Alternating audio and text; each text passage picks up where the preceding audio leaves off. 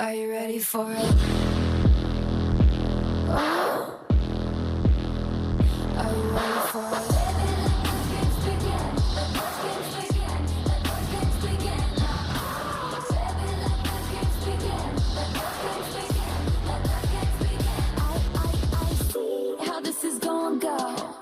Touch me and you'll never be alone. Island breeze and lights down low. No one has to know. In the middle of the night, my dreams, you should see the things we do, baby. In the middle of the night, my dreams, I know I'm gonna be with you, so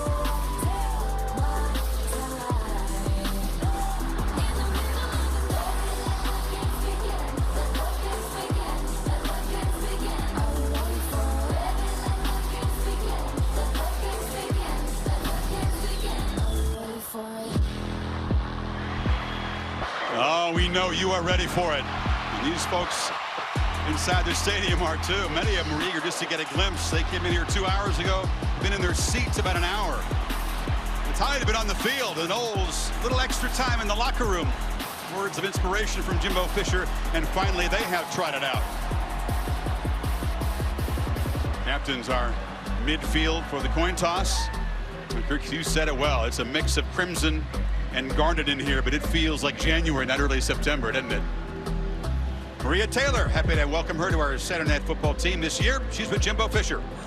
All right, Coach, I spoke with Derwin James, and he said that he has a chip on his shoulder going into this one. People are counting the Noles out. What's the mentality you observed during warm-ups of this team? Well, I mean, I think the energy, wanting to play the opening game. You got great respect for your opponent, so it brings the best out of you. All right, thanks for your time, Coach. Thank you. Now out to you, Tom. Maria, thank you very much. Coach, no preseason in college football. What's your biggest question for your team entering tonight? Well, what kind of discipline you play with, how do you execute, what's your will to sustain in the game, your effort, your toughness, and ability to overcome adversity. Those are all characteristics that you look for in competitors, and you never know what you got until you get it. And it's a great opportunity for them. Let's find some answers. Good luck, Coach. Thank you. Chris? All right, Tom, thank you. These two programs in this decade are 1 and 2 in winning percentage. Alabama had that 26-game streak snapped in Tampa in the championship game. Jimbo Fisher trying to become the first Saban assistant to beat the ex-boss, but he is the guy most like Saban, and he has modeled his program very much like a Nick Saban program in terms of personnel, philosophy, and the fearless bravado that the Noles bring in no matter who they're playing, Kirk. Well, I think of all the assistant coaches, former assistant coaches that he'll have gone up against, this will be his biggest challenge. And Jimbo Fisher at this point has established an identity. And a lot of these coaches he's faced before were still trying to build it back up. Right now, Florida State, they feel that they could stand in there and go toe-to-toe with Alabama. And tonight, that's the beauty of playing football. Tonight, we're going to find out because they're going to get an opportunity for 60 minutes. New building for both sides, but Atlanta is considered the Crimson Tide home away from home. Saban is 13-1 in this city. A lot of big championships next door at the Georgia Dome. Fisher's teams also arrive ready to play. He's 7-0 at opening games. But this really is the supreme challenge that either team has faced in an opener. Yeah, without a doubt. And during the kind of the chaos and excitement, captains out there. I noticed that Florida State won the toss and deferred. So they'll get the ball in the second half, meaning Bama will start the game. We'll get a good look at Jalen Hurts here early in the game with this new offense. Logan Tyler, the punter for the Noles, to kick it away. And deep for Alabama. It's Trayvon Diggs, the kick returner, and Henry Ruggs III. Strap in. One of the great opening games in the history of college football about to happen in Atlanta.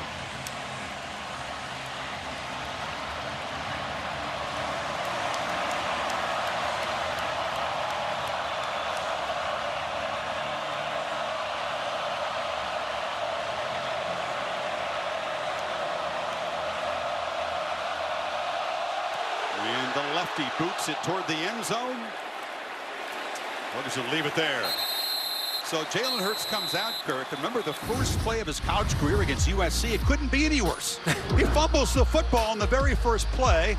Trojans took over. But he made up for it throughout the season. And the very last play of the campaign, of course, was this touchdown run to put the Tide ahead. I think that's a great illustration of what I really appreciated the most about him was his poise.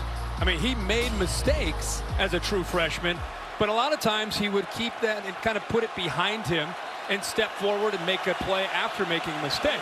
Now he's a sophomore. He's got a new offensive coordinator, Brian Dable, who we'll talk a lot about tonight. But the kid has poise, and he will not let this Florida State defense or this atmosphere bother him at all.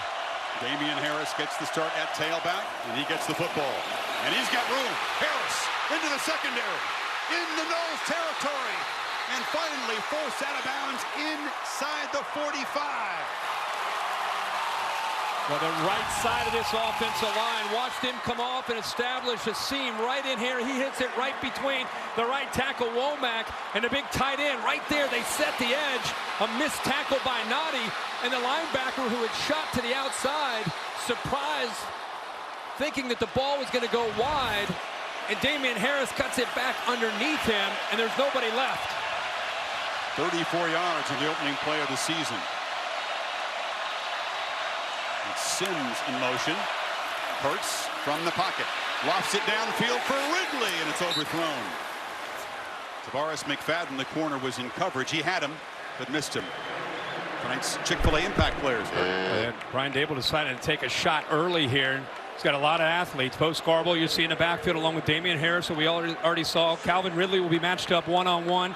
Derek Noddy, the inside interior, has great speed, and of course, Derwin James. They'll move him all around the field, and he's a great blitzer, especially from that area right there.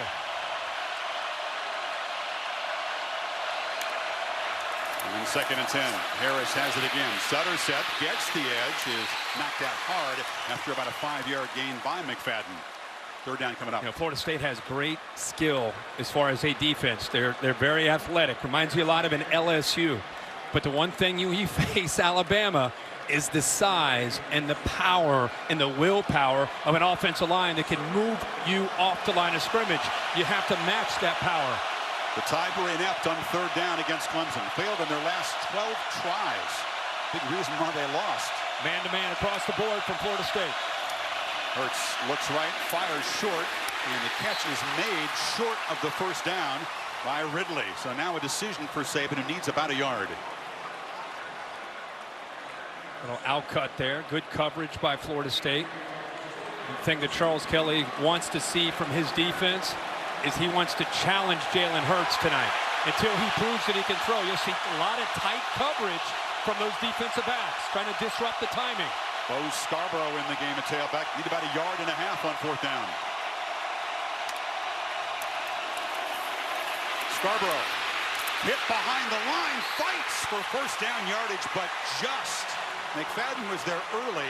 He thought they'd stopped him, but he broke a tackle. Ryan Burns tried to corral the big back, couldn't. Well, this is a play designed to go to the left. But watch Bo Scarborough put his foot in the ground, bounce it all the way to the right, to the outside. That is great determination and vision. And then he tries to reach across for that 1st down. They might take a look to see where his knee was. The ruling on the field was the runner made the line to gain. The play is under further review. Chris, you can see his knee touch. And then he kind of extended after the knee went down. Big Ten crew tonight. Mike Cannon is the referee, and the replay official is Jim Kemmerling. Where is the ball when the knee touches? See, he extends it out. Get a better look here. Knee down the knee. Now. There. Yeah. Ball is about That's the a great 31. look. That's as good a look as you'll get right there. And again, it was called a 1st down on the field. Very tough to overturn spots like this. Dave Kataya is with us here. What do you think, Dave? Are they going to let this stand? Chris, what I see there is exactly what you just said. It's very tough because of the angle of the camera. Okay, the way it looks to me right now, it's going to stand unless they're looking at something different. I don't see anything to overturn this because of the angle. Scarborough, by the way, the guy who went on a rampage late last season. He was running through Clemson for a couple of touchdowns until he fractured his leg. He'll be very much a fixture in the rotation with Harris. After review, the ruling on the field stands. 1st down. So the Tide go for it on 4th and a long yard. Kirk can convert. I think that's kind of the attitude of Nick Saban, especially early in this game, this 1st drive.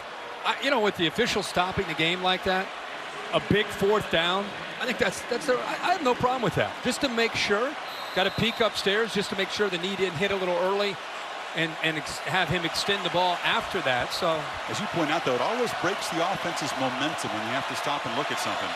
Give the Noles defense a chance to rest. Scarborough set off to the left of Hurts now. They fake it to him. Hurts takes off, and he'll be trapped right at the line of scrimmage. Big DeMarcus Christmas, the tackle, got him. Boy, the two inside guys from Florida State have great quickness, and you're going to see that right here. Watch how he's able to use his quickness, and that's going to be a problem for Alabama. You see how he just uses his hands to be able to get away from the offensive lineman, Pierce Baker, and then he's able to get around him with the quick hips and come in there and disrupt that timing of that run. Noles front, they think they take a back seat to no one, including the Tide. Little misdirection in traffic. Scarborough is stacked up, and not much there as McFadden and James, two DBs combined. Late in the year last year, Alabama's offense started to face defenses that did not respect their ability to throw the ball downfield. They didn't fear it, and they started to crowd the line of scrimmage. I think Florida State's coming in with that mentality that Alabama faced late. They have their safeties up tight. They're playing man-to-man. They're daring Jalen Hurts in this offense to take shots down the field, and they're loading up against the run. They need 9 on third down. Scarborough in motion. He's got it in the flat. Cannot escape. Dragged down at the 25 by Erman Lane, the converted wide receiver, and it's fourth down again. Here comes the field goal team. That is a great tackle by Erman Lane, who was a wide receiver last year. Here he is matched up. Watch him have to make this play. He knows the ball is going out there. That is a tough thing to do against a talented back, to be able to come up and make a play, hold him short of the first down. Nice job, great recognition by Erman Lane. Not bad for an ex-wide receiver. Second to big back. Andy Papanassis is the Tide's kicker. Transfer from Ole Miss. This is from 42 yards in the early lead. Ugly looking kick, slides wide right. Kicking's been a problem for the Tide throughout camp, and they missed the first one of the season. Think about the opening play of that drive. Big momentum. Alabama looked like maybe they couldn't be stopped. That's a big stop by that Florida State defense.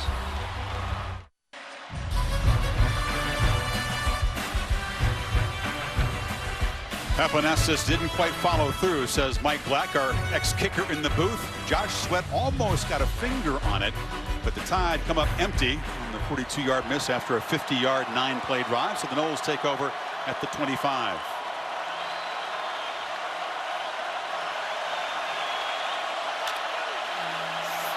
DeAndre Francois looks to throw, loops it downfield, overthrows Auden Tate.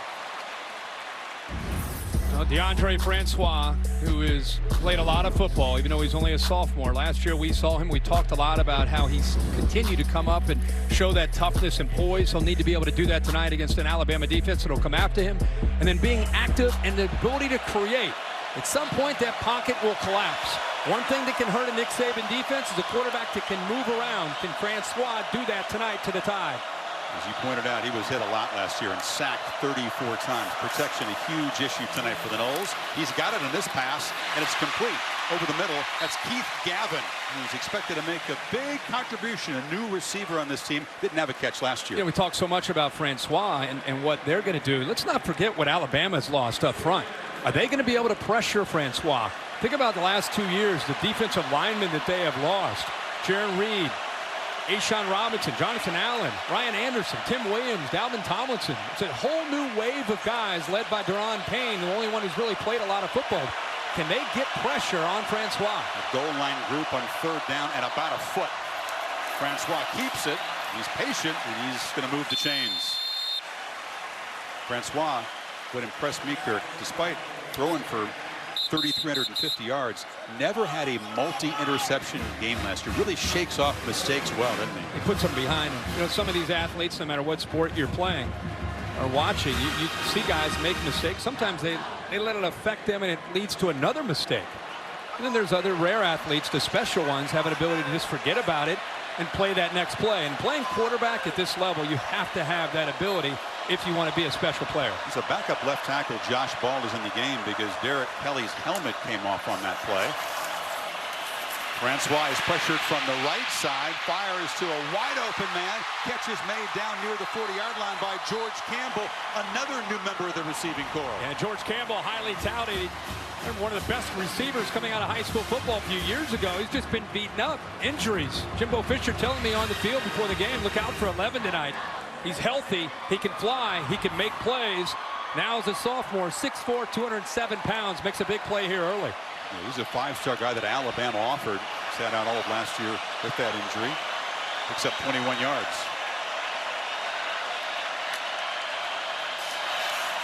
Francois fakes it to Patrick. Now has to dodge pressure, cuts it back, and picks up a couple of yards. But that happened a whole lot last year. Quick pressure of Francois. We talked about one of the keys, active, create. The last two plays is exactly what he did. They did get pressure on him. The previous play, he found Campbell. This time they get there. They bring the blitz with Fitzpatrick. He's able to recognize it. Instead of taking a sack or throwing it away, he's able to get a couple of yards, which is a positive play. They come after him with the blitz on 1st and 10. Great job of recognizing it, getting away from that trouble. There's that ability, athletic ability that Alabama's got to be aware of. Got away from one of the best athletes on the team in Fitzpatrick. On motion, this is Nooney Murray who pitches it back.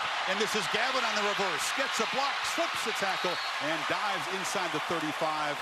Just about a yard and a half short of a first down. Little trickery from Jimbo, who does call the plays. I just love that you have all this hype, two big-time programs, and both these guys offensively are trying to come out, taking some shots. We're seeing Jimbo Fisher here. He believes in his quarterback. When you believe in your quarterback, it allows you to feel willing to take some chances and attack a defense, even like Alabama's, early in this game, despite all the hype and the hoopla that's in this building right now. I love Jimbo's got the readers going. I think they're garnet colored readers, if I'm not mistaken. So he's with the program. He's got, oh, that's nice. 3rd and 2. Got to hurry. 1 on the play clock. And they spotted that on the Florida State sideline and spent a timeout. Nice looking drive from Florida State.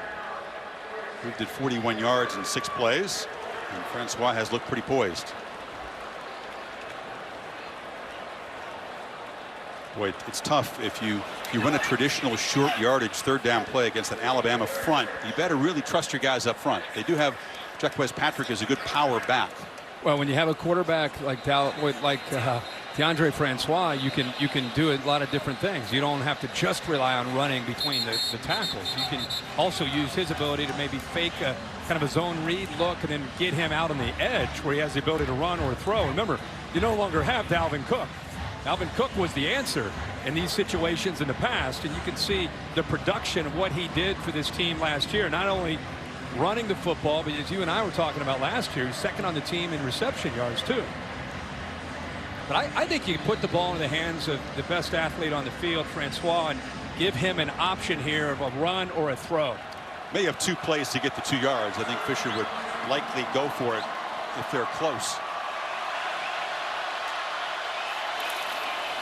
Option look. He'll throw out of it and through behind the receiver, and incomplete, intended for Murray. And now it's Fisher with a decision to make on 4th down. Yeah, ball's behind Nooney Murray.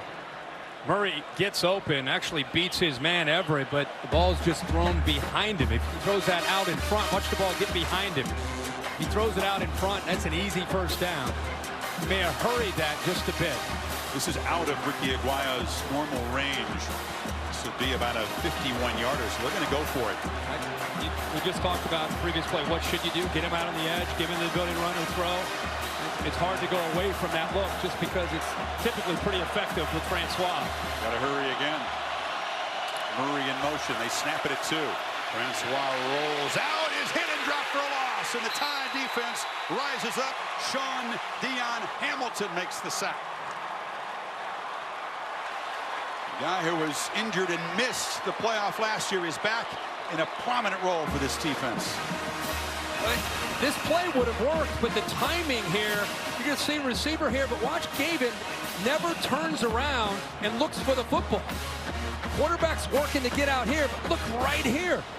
Receiver's not looking, so the timing between a young receiver and DeAndre Francois just not on the same page, and ends up costing Knowles potentially not only a first down, maybe even a touchdown. The Chick-fil-A kickoff game, presented on ABC by Wells Fargo. Wells Fargo, building better every day. Chick-fil-A, start game day strong with the new breakfast hash brown scramble bowl. And in part by Mercedes-Benz. Check out ESPN's Facebook for a 360-degree camera view of the brand new Mercedes-Benz Stadium. Second possession for the Crimson Tide after the stop on 4th down. And this is Harris working hard to get back to the line of scrimmage. Talked about Brian Dable. He goes from working for a man who has 5 Super Bowl rings to a coach who has 5 national championships. But this is the first college game he has attended in 18 years. He's playing a pretty prominent role tonight. On second down, ball batted in the air. Hurts actually catches his own pass. Tries to make something of it and sprints out of bounds up near the 38. Derwin James batted it down, and then Hurts went up and took it away from him. Remember we talked about how big a deal this is that Derwin James is back. Remember we talked about he can be a blitzer from this area. Not only is he going to hit you if you're the quarterback, he's got the athletic ability to say he's going to throw the ball. He almost caught that ball, even though it was thrown over top of him. Instead of having to tip it, if he catches it, he walks to the end zone. What a play, what awareness there by James. He's got some long arms, doesn't he? As well as a tremendous skill set. 3rd and 10 now. Now he's showing up over here. He's blocked that time as Hurts gets it away, and Ridley's open. And he's pushed out near the 41 as the Tide convert the 3rd and 10. And we talked about sitting in the pocket, working through your progressions. Is he going to bail out after the first sign of trouble? How about this? Look at Jalen Hurts this time. 3rd down and long. Sits in that pocket exactly the way he's been schooled. Puts the ball on the money for the first down. He had 21 yards. The second catch for Ridley as Harris barrels over the left side for about 3. Well, that was a great example of what the coaches were hoping to see, and a great route as well from Calvin Ridley. They brought the blitz from the other side. You play man-to-man, and that is a mismatch. You put a guy up against Calvin Ridley of that size. Hurts from the pocket, now takes off. Such a dangerous runner. He's got blockers downfield, and Hurts is down inside the red zone. Shades of the championship game. When you play man-to-man, you still have to be aware of Jalen Hurts running. And the coaches want to see this. We keep talking about patience in the pocket, but they also don't want to take away a real strength of his, which is taking off and running with the football. And when he recognizes man-to-man with all the defensive backs to him, he's going to take off and get yards. After a 20-yard run by the quarterback, it's Scarborough back in the game. He's got it. Hammered right at the line of scrimmage and driven back. So Derek Hoskins, the linebacker, one of the leaders of this defense. The guy who actually played in the 2013 championship team for the Noles. Yeah, he's physical, 240 pounds. Linebackers tonight are going to be tested. The physicality of them will be tested right now. The style and approach that Charles Kelly has gone with up to this point is man-to-man and attacking with the linebackers and safeties into that running game. Nate Andrews, one of the veterans who's also in that 13 team. He is out tonight with a hamstring injury, so they're a little bit thin in the secondary. Ridley is in motion. Hurts looks that way, fires down inside the 5-yard line, incomplete. Couldn't get it inbounds. A.J. Westbrook defended, but did you see the arm strength that time? Well, he can throw it. He can make any throw on the field. And people talk about he needs to improve as a passer. That's not what he needs to improve on at all. That is close. That left foot came down first, out of bounds. Good call by the official. Watch the left foot come down, out of bounds, then the right foot try to get in. The arm aggressive highline cam. Good job by Westbrook to nudge him that way. He might have come down inbounds without the hip. The improvement comes from working through the progressions, not the arm strength itself. He's got plenty of arm strength. They need 10 again on 3rd down. The snap is rolled back. Hurts had Scarborough open in the end zone, didn't see him, so he just takes off. But he is not going to outrun the entire Florida State defense. The play was messed up from the start. If he'd seen the tailback running free, he'd had a touchdown. And Bradley Bozeman never got the ball up. Now he's got a nose right across from him. Florida State mixing up their looks. This time a nose guard head up, and Bozeman just didn't get the ball up. Hurts fortunate to be able to scoop the ball up, try to make something out of it. But as you said, Chris, just too much speed on that Noles defense. Panastas just wide right earlier from 42. This is from 36.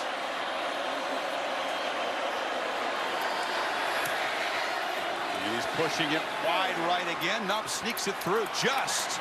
And Alabama moves it 44 yards in 9 plays to claim the lead late first quarter in Atlanta. Kickers are beautiful. Cassidy Hubbard with your Dr. Pepper Championship Drive update. Number 4 USC struggling with Western Michigan all day. 4-point game with 4 to play. Stephen Carr breaks free for the 52-yard score. The true freshman with his second TD of the day. USC has since tacked on a pick six, sitting comfy up 49-31. Chris Hervey, back to you. These heavyweights being tested, Cassidy. Ohio State got a stiff test on Thursday night. SC slow to get going. 3-0. Our Dr. Pepper Championship Drive game of the week here at Mercedes-Benz Stadium. A couple of Falcons preseason games here, but that was kind of a soft opening. This feels like the grand opening of this place, huh? No question. J.K. Scott is the punter. Keeps it deep. And bringing it out is Keith Gavin. Gavin, who in his first career touch had a huge kick return in the Orange Bowl against Michigan. A much shorter play that time. He got blown out by Daniel Wright. Daniel Wright. At first I saw that number 3. I said, there's no way that's Calvin Ridley. Of course, Jimbo Fisher was the play caller for Nick Saban. They had a championship season down there in Baton Rouge. Saban calls him the best play caller he has ever been around. Of course, Saban moving on to Alabama. Fisher going over to Florida State. He was the coach in waiting under Bobby Bowden for a while, and will try to be the first ex-Saban assistant to beat the boss. Saban 10-0 in these situations.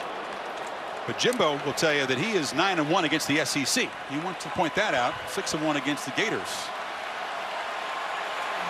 Got to be smart here for Francois. No mistakes, keeping your own territory against his defense. Empty backfield. It's Jacquez Patrick in the slot. They throw it back, and this is Gavin, who's been busy early. Picks up about 6 on first down. I love how this Alabama defense runs to the ball. Defensive linemen like Payne that time running to the ball, trying to dislodge the football away from Gabe. Now, this first game of the year, this is where you have to think of everything as a coach. You know, you work on 2-minute drill, you work on short yardage, you work on being pinned back inside your 10-yard line. You've got to cover all bases to get ready. There aren't any preseason games in the college game.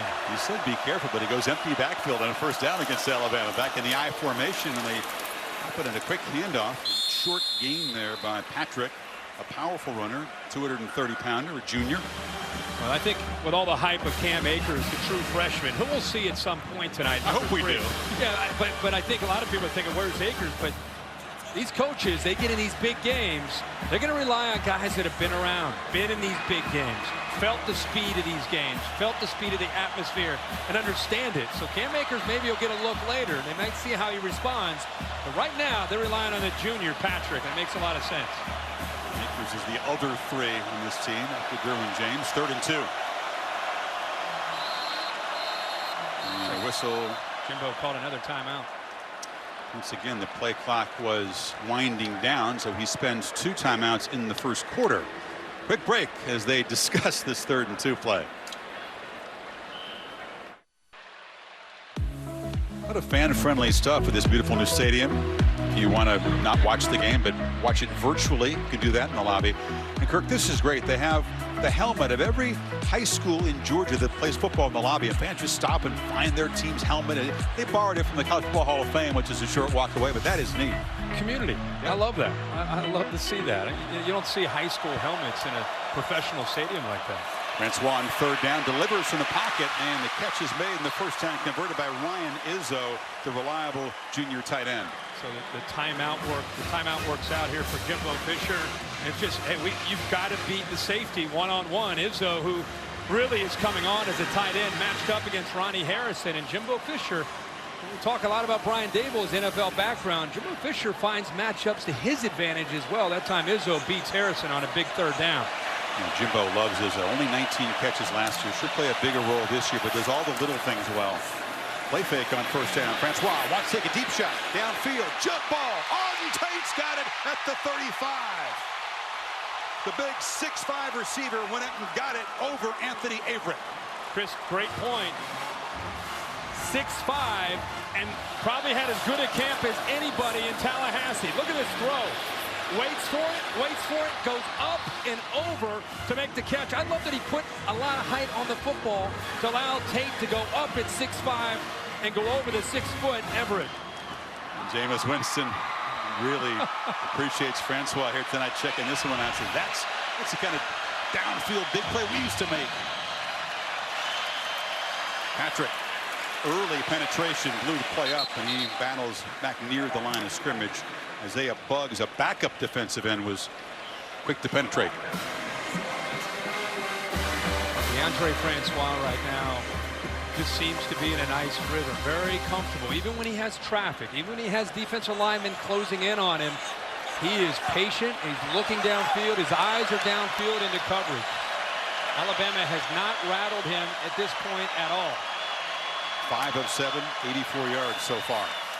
Gets pressure in his face and delivers over the middle. Diving catch is made again by Nooney Murray. He got clocked and is very, very slow to get up. Took it in the midsection there. He got Deshaun Hand came free on the outside. Alabama's trying to get him out of his rhythm. They bring the blitz, and it frees up Hand on the outside. The tackle ends up not getting to the outside. He came down for the blitz. Big Hand at 290 pounds closes in on Francois, and that is what we saw a lot of last year against Francois, where he would get hit after the throw and somehow would come back and play the next play. Hit by a free runner, no less. Patrick tripped up, no gain, and that was Terrell Lewis. They are rotating a lot of bodies in on defense. Kirk, we're noticing something they didn't do enough of perhaps against Clemson. Yeah, they have to do that to be able to try to stay fresh. They're not quite facing the same kind of a tempo and attack, but all I know is watching Jimbo Fisher, his ability to break down a defense. Remember, not only did he work for Nick Saban, Jeremy Pruitt on the other side worked for him the year they won the national championship. So there's a lot of awareness, and he's one step ahead right now of Pruitt and Saban with the way he's kind of keeping them off balance with the mix of the run and the throw. Final 30 seconds of the quarter, and Francois zips a short throw inside the 20. It's a short gain to Gavin. Averett in coverage may be the last play of the quarter. And Francois gets hit again. And what the answer from Jeremy Pruitt is to try to get him out of this timing and rhythm, he's blitzing him. It's time to bring in safety and a linebacker, Sean Dion Hamilton. Right as he throws it, gets it hit again. He's a tough guy, but he does not want to take too many more shots like that. End of the first quarter here in Atlanta. 3-0 Alabama. Back after this message and a word from your local ABC station. Ready for the second quarter of the 2017 Chick-fil-A kickoff game presented on ABC by Wells Fargo. The first quarter that was free of turnovers and penalties begins with the Seminoles 3rd and 6, just inside the red zone.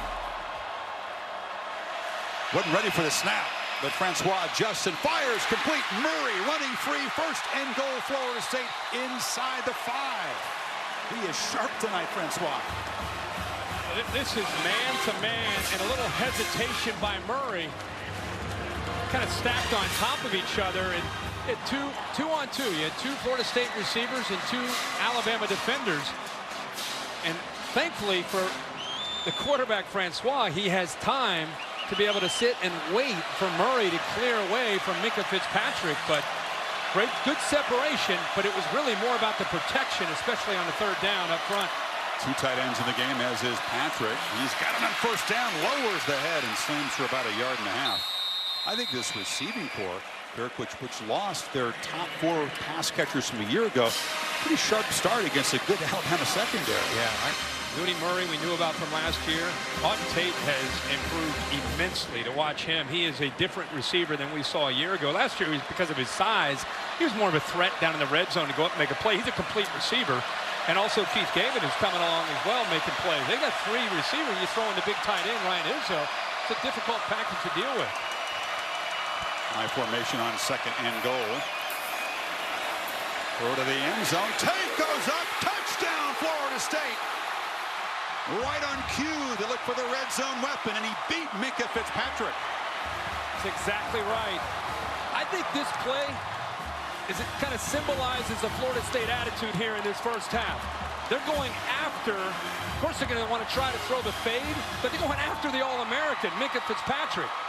Tate at 6'5" against one of the best defensive backs, if not the top defensive back in the country, one-on-one on an island. They said, well, our best is going to be your best.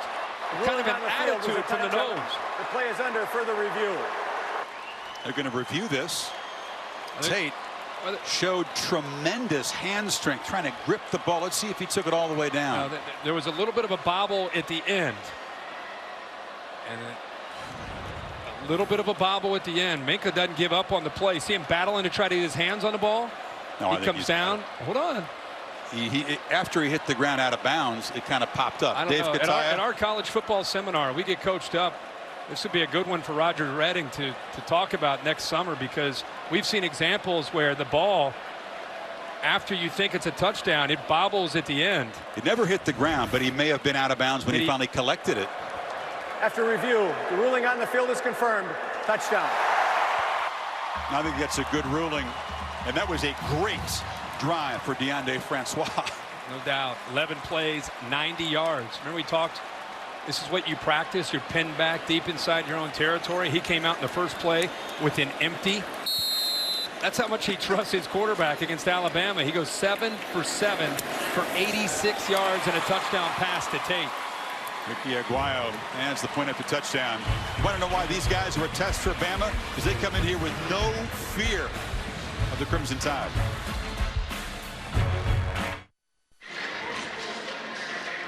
Labor tonight over on ESPN. You can wrap up your weekend with number 25 Tennessee taking on Georgia Tech in the Chick-fil-A kickoff game from right here in Mercedes-Benz Stadium, 8 o'clock Eastern. Also on the ESPN app. We got a Vols fan with a famous number. He's here. Maybe he's here scouting the time for that October visit to Tuscaloosa. He's here for Monday night. He's here for two purposes. I mean, they're already scouting the Crimson Tide. A little extra money for a ticket tonight because it's a tough one. You're right about that. You don't get in here cheap. Noles very impressive in the first 17 minutes of the game. Tyler boots it into the end zone, and let's see if the true freshman's going to bring it out. Yes, Henry Ruggs, living dangerous, gets it just to the 15. Jalen Hurts is off to a little bit of a slow start as far as his numbers, but he's shown some impressive things tonight. Number one, we talked about, can he have the patience to work through the progressions? There's an example of him doing that. The very next play, now he sees man-to-man. When a quarterback sees man-to-man and he has wheels, he can pull it down and make people miss with those defensive backs not looking at the quarterback and get valuable yardage. That was the last series. Alabama, they've been able to move the ball. They're just not able to come up with touchdowns, just a field goal. Which true freshman said would make an impact at running back tonight? Well, Najee Harris, the freshman out of Antioch, California, to the Bay Area, #1 overall recruit in the class of 2017, is behind Hurts. And his first college carry will be a short one. He had 3 2,000-yard seasons in high school. Everybody in the world wanted this guy. All I can say is, can you imagine being a senior in high school last year and trying to tackle him? He looks the part on the field, doesn't he? You know, Derrick Henry, who won the Heisman, was out there pregame standing next to him. Tutu was much, much bigger than Derrick Henry. 230. They fake it to Ridley. Hurts tries to bounce it. A stiff arm, and he stretches within 2 yards of the first down. McFadden made the tackle. To Tom Rinaldi. Chris, we talked so often about the strength of that offensive line for the Tide up front. They came off after the last drive clearly gassed. Everybody with oxygen, a number of them wearing ice collars, and the coach is challenging them to try to get a lot more push up front against the Noles. We'll see if they're able to do that on a key third down. And Tommy, not only the push, they got to deal with the safeties and the linebackers coming downhill too. Noles are crowding the line on this 3rd and 2. Hurts from the pocket, flips it. Ridley's got it, made the catch on his knees. That's enough to move the sticks. They didn't go to him here, but Henges got behind Roe Hoskins. It would not surprise me to see Brian Dable try to create a matchup where he can get a back or a tight end man-to-man against these linebackers. They're not having a lot of success necessarily on the outside yet. And it could come with Ridley, but they have an advantage going against those linebackers. Hurts keeps it. Scoots around the end. Nice gain out near midfield. O.J. Howard was such a weapon at tight end, Kirk. last couple of years, and just maybe not that kind of pass catcher, but you think he can play a big role in this offense this year? Yeah, it's Forrestal. They've got some receiving tight ends that are pretty good. You know, the answer right now, we've seen it the first couple times on this drive, is this Florida State defense with the linebackers and safeties are trying to attack the line of scrimmage. The answer for Dable is fake it into the middle with the big back and then get to the outside with the quarterback and the speed of Hurts. Jalen has 43 yards rushing. That's 10 more yards than he has passing so far. And we'll play action from the pocket. Takes a downfield shot. Ridley's running free. He's got a touchdown. Tied.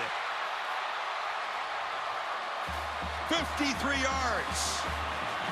The kind of play they didn't make enough of last year. They've taken some shots early, Kirk, as you thought they might. That's the answer. When a defense is not respecting your ability to throw downfield, and they're determined to take away the running game and put the game on the shoulders of the quarterback, at some point, you've got to make them pay for that. Leaving those corners one-on-one, the speed of Ridley is tough to deal with, especially for a true freshman like Stanford Samuels. That is a tough assignment for anybody. But when your very first college game, you were covering high school receivers a year ago, there goes number 3, and there was no help. So Hurts, after a slow start in the passing game, strikes quickly, and the Tide reclaim the lead. There was a lot going on there. There's a fake up the middle, but watch the receiver that goes in motion. Watch the defense react to Judy. They're up. Their eyes are in the backfield. They're looking at the guy in motion.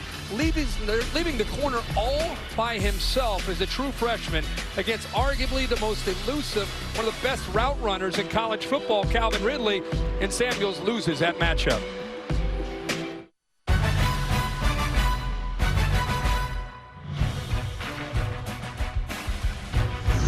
The Chick-fil-A kickoff game, presented on ABC by Wells Fargo, is brought to you by Pacific Life. Experience the power of Pacific. And Buick, proud partner of the NCAA. Matchups few and far between over the years between Alabama and Florida State. First in 10 years. Off to a great start. The Tide trailed for 2 minutes and 13 seconds before that 85-yard touchdown drive, which was all Jalen Hurts.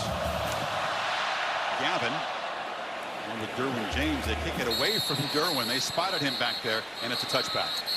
Chris, let's go back to that touchdown. I talked about it at the break, but I think the motion affected the safety's eyes as much as anything. The freshman Judy goes in motion. There's also a fake to the other freshman.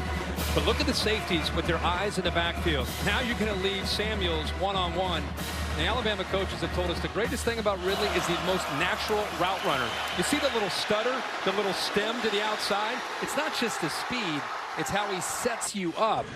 And the play call from Brian Dable affecting the eyes, left that corner isolated one-on-one. And on 1st and 10, they're thinking run. Breaks the tendency there with the play action pass downfield. Ridley's freshman year was bigger than his sophomore year. He was underutilized, many people thought, in the playoff. He had 43 receiving yards in the 2 playoff games. He's got 83 tonight. He's going to have a monster year in this new offense. And first down, Patrick. He's going to fire over the middle, batted down and almost intercepted. It was hit at the line, and then Mac Wilson made a diving attempt. They got some pressure up the middle. Josh Frazier gets his hand on that. They had a surge up the middle. When you get a big surge and you get big linemen in the face of an undersized quarterback. He's listed at 6'2", but I don't think he's 6'1". But Frazier, with that push, allowed him to get close enough to the quarterback to get his paw up there and just knock it down.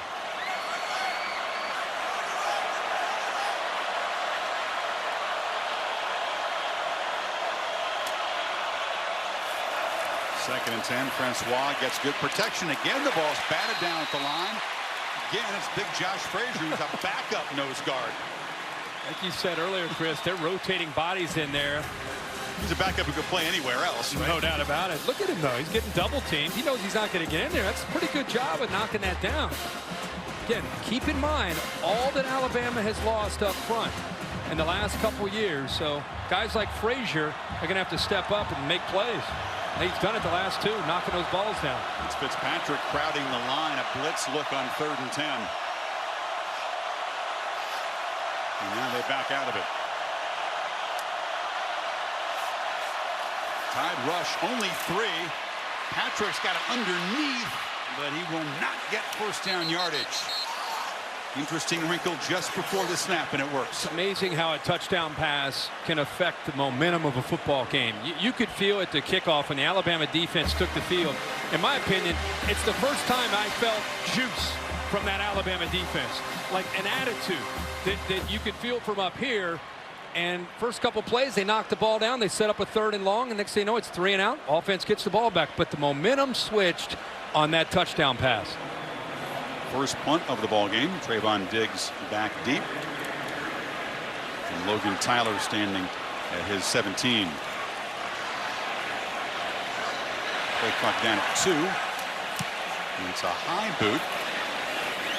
Diggs comes up and he makes a fair catch at the 33-yard line. So the 3 and out for Florida State after Calvin Ridley's big play gives the Tide the lead. 10-7.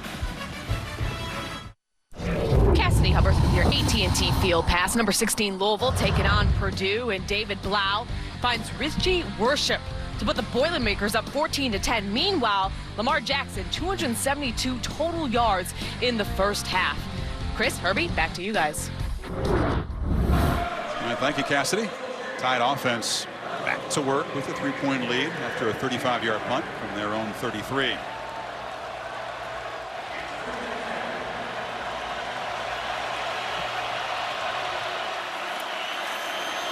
Option look. Now he backs up and is chased.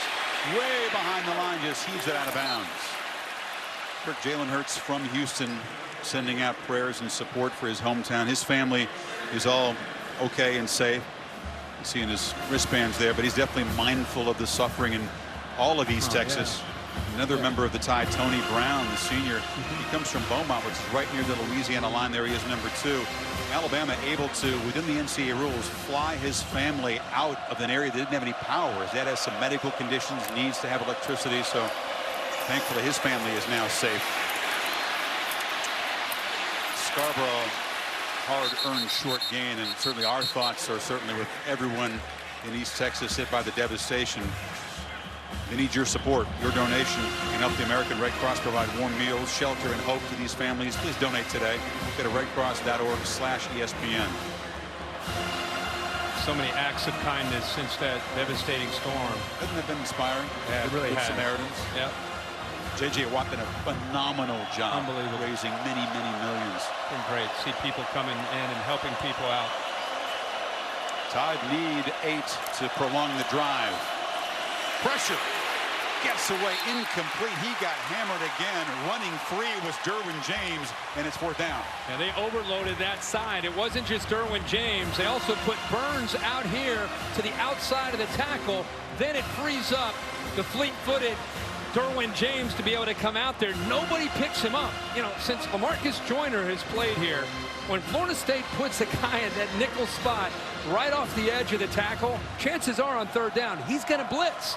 You might want to put a back or somebody over there to be able to slow down that blitz. First punt for the senior J.K. Scott. That's what's so fun about James, Kirk. He's going to move all over the place.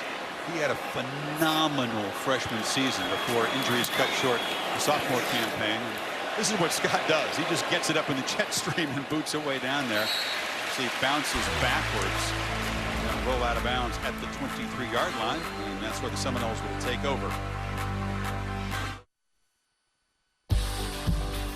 Aerial coverage provided by Goodyear, committed to honoring blimp-worthy athletes who demonstrate hard work on and off the field. Goodyear, official sponsor of the College Football Playoff. A beautiful roof in 8 pieces. Not fully operational yet. It kind of looks like a camera lens when they open it. They're saying October maybe, but it's an engineering marvel. Once it works, it looks beautiful. The halo board in here will show you that. That's an amazing thing. Cam Akers, here goes the freshman. He is hit hard after about a 9-yard gain. Welcome to college football. But this guy, they all say he's going to have a huge career here.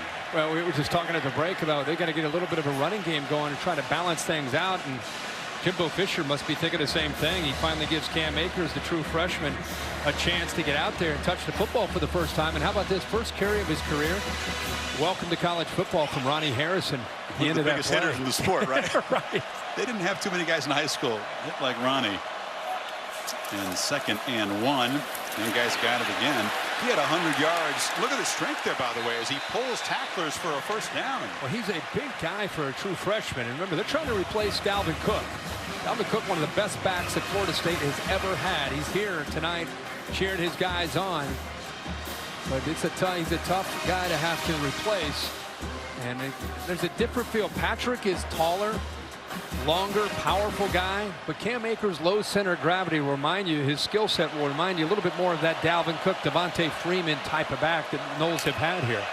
215-pounder out of Clinton, Mississippi. He's got it again. And he is cut back. It was well strung out by Fitzpatrick.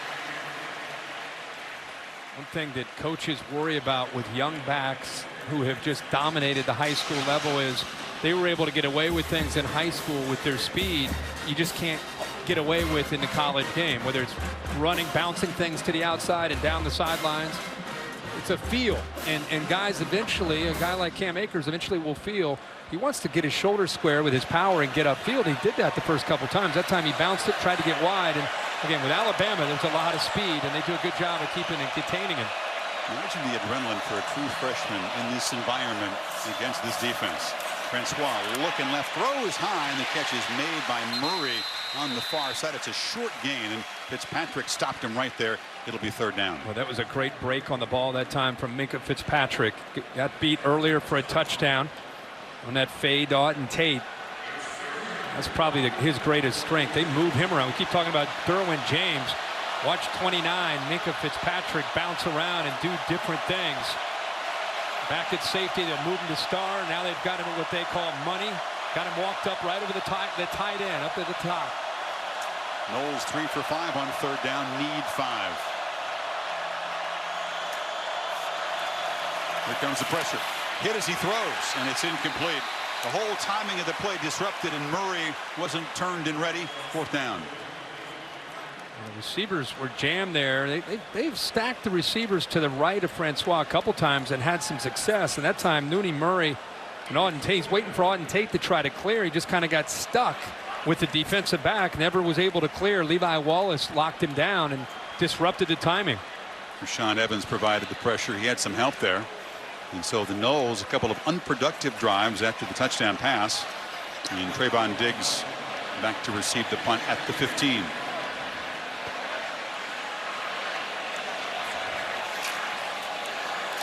Tyler boots it high, and another fair catch taken by Diggs at the 14-yard line. Chris Felica, welcome to Saturday Night Football. The Bear is back to test our knowledge again this year.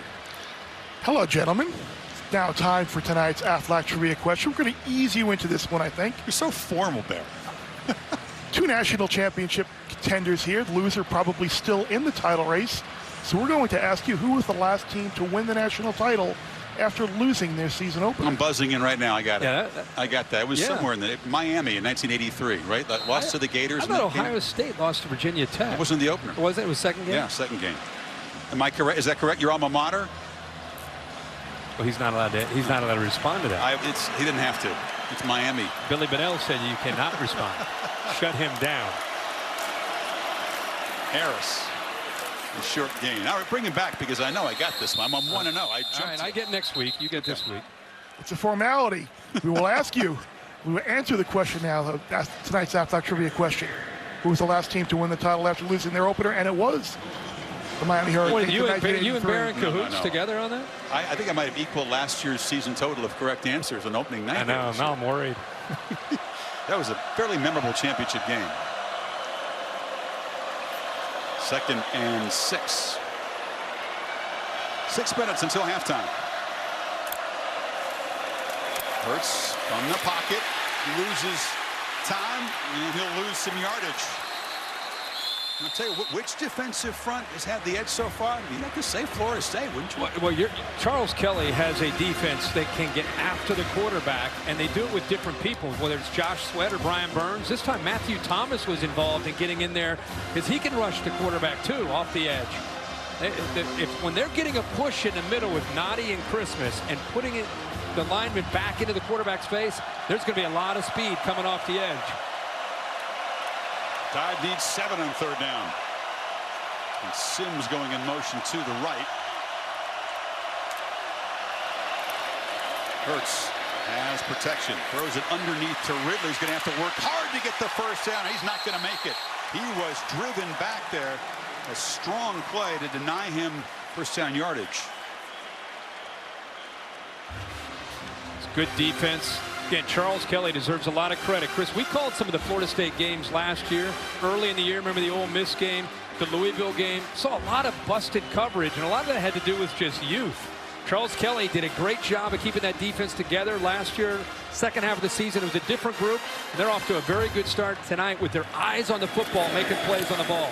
This is an ugly kick off the side of the foot by J.K. Scott, just shanked into the Bama bench.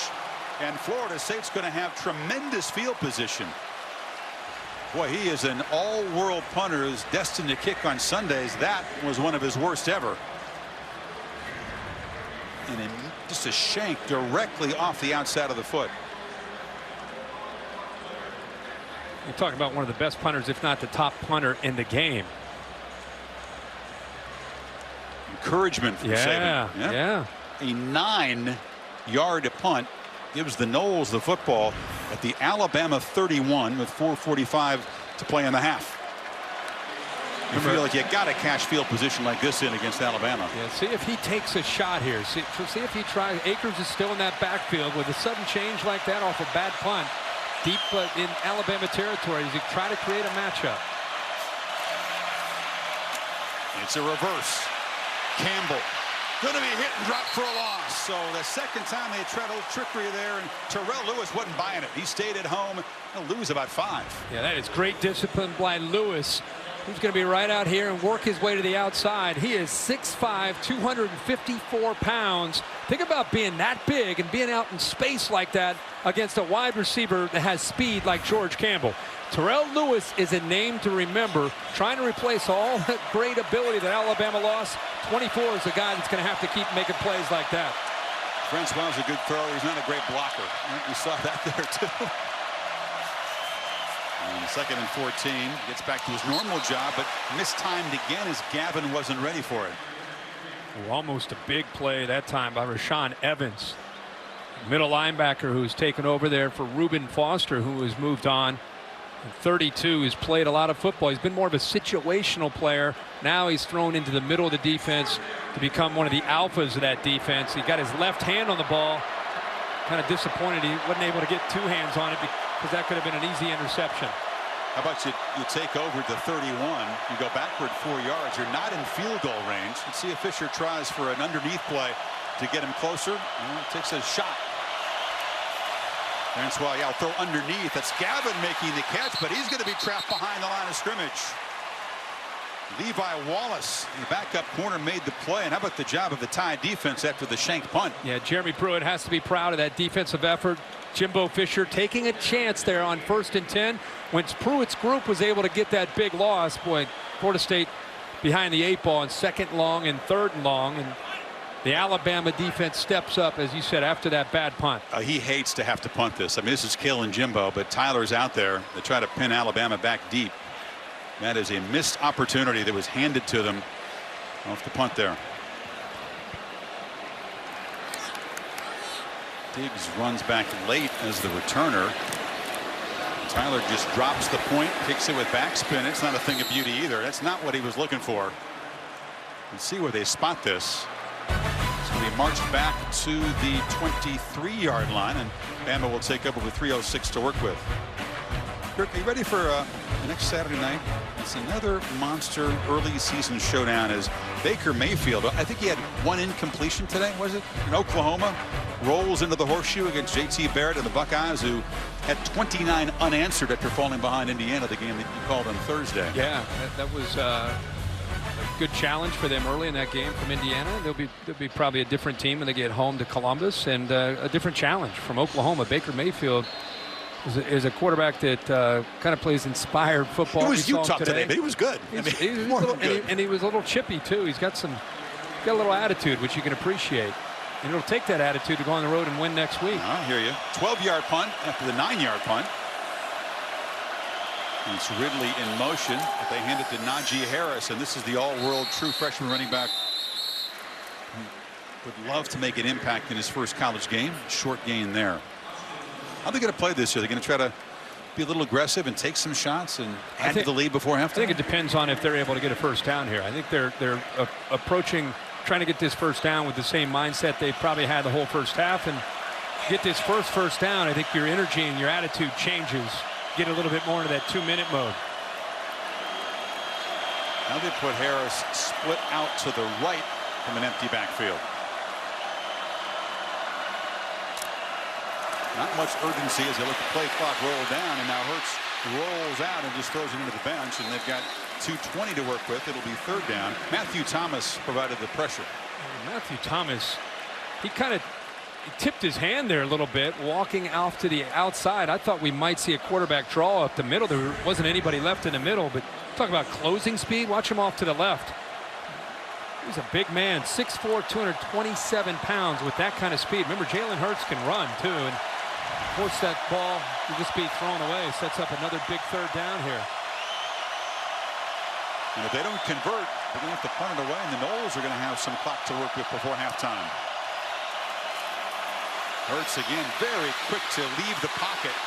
He's going to try to sprint. Is he across the line? Here comes a flag downfield. A catch is made by Jerry Jeudy, the true freshman, in Florida State territory, but this one's coming back. Yeah, there's a hold there by Alabama's Lester Cotton. Going to bring that back.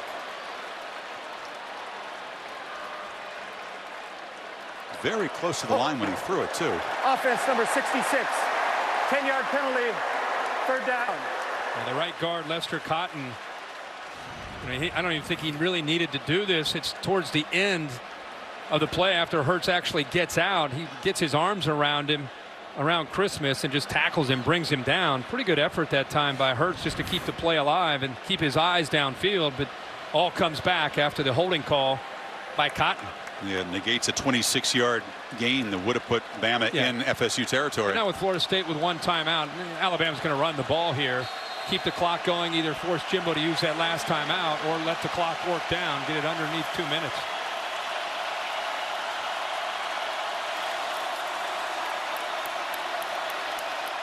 Scarborough to the right of Hurts. Jalen again just quickly takes off. Derwin James tracking him down, and the quarterback slips. So let's see if Fisher does use the timeout. Clock's still running. He's going to probably hold on to that one timeout. Jalen Hurts, part of the reason he didn't keep working to the sidelines was he wanted to keep that clock moving. Comes into play that they had to spend 2 timeouts with the play clock running down in the first quarter. Yep. Could certainly use a couple of them here. This ball will be punted with about 1:10 to go.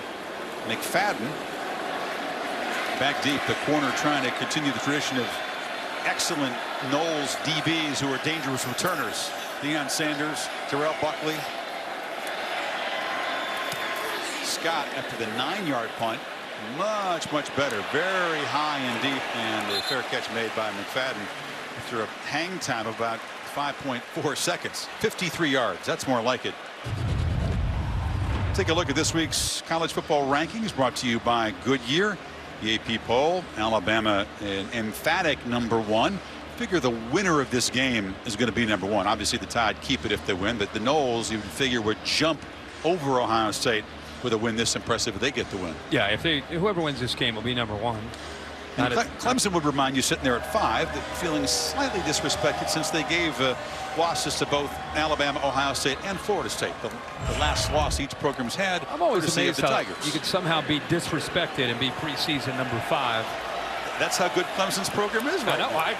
I'm a believer. I think they're a great program, but it's hard to be disrespected when you're 5. Everybody's feeling disrespected in this world, right? Of course. Minute 1 to work with. Francois looking downfield, now throws it underneath to Izzo, and the tight end has first down yardage. I always say this, that this is what Jimbo Fisher and his quarterbacks pride themselves on, is the 2-minute drill.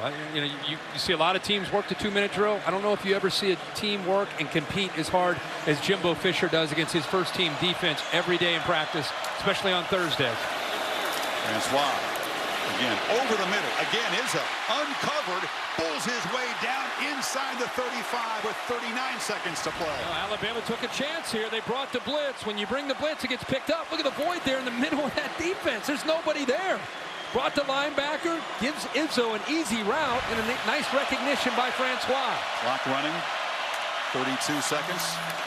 Francois looks far side, and a flag, yes. It's going to be interference on Avery as he was trying to contain Big Auden Tate. Everett all over Tate. Tate with that advantage. He was kind of a back shoulder fade. He was trying to work to the back, but Everett was all over top of him.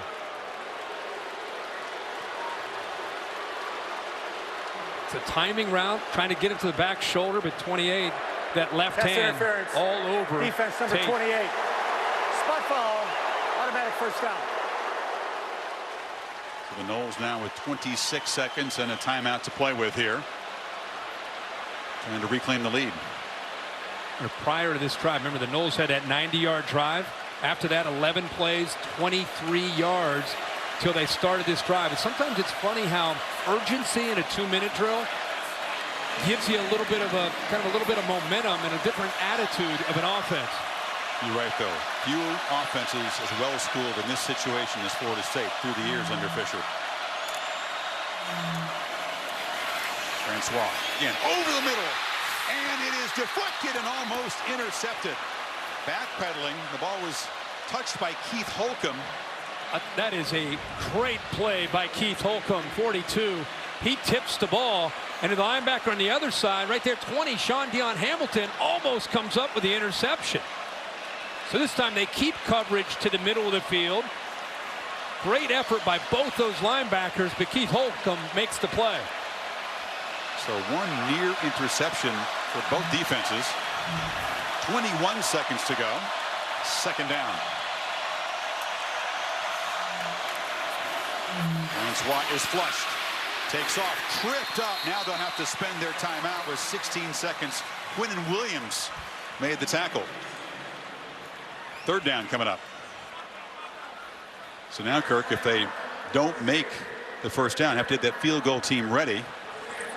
They're well within Aguayo's range, of course. Good first half, back and forth. Yeah, it's been a battle of momentum, back and forth. Just when you think it looks like maybe Florida State has the momentum, here comes Alabama's defense with a big play. Ridley, of course, downfield on the one-on-one matchup, and right here before the half, just when it looked like Bama might have control, Jimbo Fisher picks up a few plays, and now they're in field goal range. Knowles will get the ball to start the second half, and the chess game will really begin. I mean, Fisher is so good. We've seen it so many times. It's seeing what a defense is throwing at him in the first half, making those adjustments. But of course, on the other sideline, Saban and Pruitt, who work for Fisher, will make their adjustments, and I can't wait to see what unfolds after the break. That's a great point. How many times did we see when Jameis Winston was the quarterback in Tallahassee? The first half, you're kind of thinking, boy, I don't know if they're going to be able to be okay tonight. They come back in the second half, look like a completely different team. He's as good as there is at making those adjustments. BMW halftime report. Kevin Negandhi, Mac Brown, and Booger McFarland, they both picked FSU to win the game. They're coming up in 16 seconds. So you got safeties, high safeties back here. When you have high safeties, it makes it hard to throw the ball to the outside. You got to work more to the middle of the field. No timeouts left. Can't take a sack. Francois to the end zone and incomplete. Nooney Murray very well defended by Tony Brown, whose timing was just perfect. When Nick Saban and Jeremy Pruitt play those two high safeties, the only spot you can really work downfield is the middle of the field.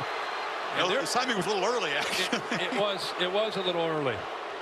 Murray got behind him just by a step, but the ball where it was thrown forced him to come back to the defender, and the defender got there maybe just a step before the ball did. That's why the crowd's reacting, and they have good reason to be upset. Absolutely. Aguayo from 37 was 12 of 12 last year inside 40 yards. Very reliable, but this one's blocked.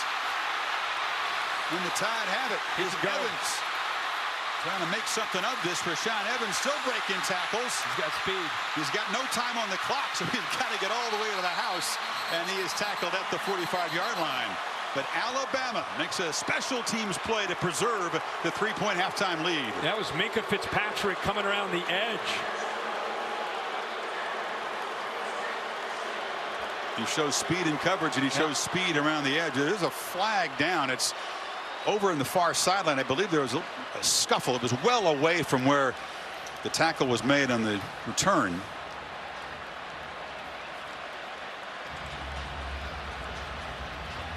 So Aguayo, for the first time in his career there, doesn't convert from inside 40. The half is over. After the half, we have offsetting fouls. Dead ball, unsportsmanlike conduct. Number 81, the kicking team. Dead ball, unsportsmanlike conduct. Number 33 of the return team. This penalty's offset. Half is over. So Izzo for Florida State, Jennings for Alabama get an unsportsmanlike. They don't want to commit a second one. Knowles will get the football to start the second half. Alabama will walk off with a 10-7 lead. As Jimbo continues to discuss things with the officials. Pretty good first half for Jalen Hurts. 7 of 12 passing. Did have a touchdown pass to Ridley. Let's go to Tom with Nick Saban. Chris, thank you very much. A tight first half. Nick, how do you assess how your team performed first half under a new offensive coordinator? Well, we played like the first game. We made a lot of mistakes, not pass protecting very well, very inconsistent on offense, made a lot of mistakes on defense that we got away with, to be honest with you. So we just need to settle down and execute better in the second half. Appreciate it, Nick. Thank you very much. Maria? Thanks, Tom. Coach, you were in extended discussion with the officials. What's your concern there? Why wasn't interference? All right, you had 11 plays for 23 yards midway through that first quarter. How do you find a rhythm offensively? We do. We got a rhythm. We're moving the ball. We've stopped ourselves 2 or 3 times. We feel very comfortable with what we're doing. All right, thanks, Coach. He's right to complain about the interference that wasn't called. Tied a 7-yard edge at halftime and a 3-point lead. End of the first half. The BMW halftime report right after these messages from the studios. In the middle of the night, in my dreams, I know I'm gonna be with you, so take my time. In the middle of the night, like I can't begin, like I can't begin, like I can't begin. I'm ready for it, baby, like I can't begin, like I can't begin. I'm ready for it.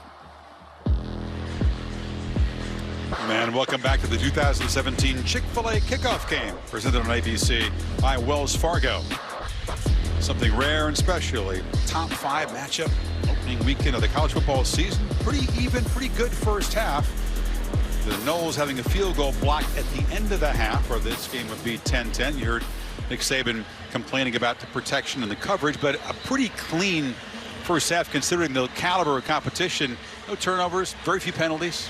When we came into this game, I kind of expected a 24-20 kind of game, and I still kind of feel that way. And to sit here and try and predict what you're going to see in this second half, it's really going to come down to, as you know, a break. Who's going to be able to create that break, an interception, a big play in the pass game downfield where you get behind man-to-man coverage. So one thing I know we're going to see is an aggressive mindset from both these coaches. This is not going to be, oh, let's not make the mistake type of second half. I think you're going to still see Jimbo Fisher and Nick Saban saying, we are here to win this game, not just look to avoid and just play not to lose. So that part has me excited about this second half. Fisher is such an aggressive offensive mindset. We know what Saban brings on the defensive side of the ball. Knowles will get it to begin this second half. Keith Gavin and Derwin James are back. They want no part of kicking the ball to Derwin James. It's booted into the end zone, and the Noles will take over at the 25-yard line as our Pacific Life game summary. We talked early about Florida State's quarterback DeAndre Francois trying to find some receivers, losing his top 3 receivers who would become his go-to guys. We knew about Nooney Murray, but Auden Tate with a big first half on a big pass play, and then the fade for the touchdown and a great answer. One-on-one, safeties had their eyes in the backfield. Calvin Ridley left one-on-one against the freshman Samuels and made him pay for it. Put Alabama back up. Francois in the first half threw it 22 times, completed 14. Had the 1 touchdown, sacked just once. He was hit a bunch, though. Showed that trademark toughness. A little confusion here. Campbell coming in late. Nooney Murray was jumping up and down, asking where's the 3rd receiver. And Campbell finally gets checked into the game up top. Cam Akers begins the second half, the true freshman at tailback, and he's got it. He slips as he cuts. Patrick, a big physical guy, gaining just 4 yards and 4 carries. Looks like the young guy may be the featured back in the second half. Well, I think it felt a little bit different when he was in there. And when you're facing this kind of speed and this kind of aggression from a Bama defense, I think it obviously is going to help you if you have a guy that can get side to side and have a little bit more acceleration than maybe what Patrick has, who's more powerful with his size. Just 23 net rushing yards for FSU in the first half.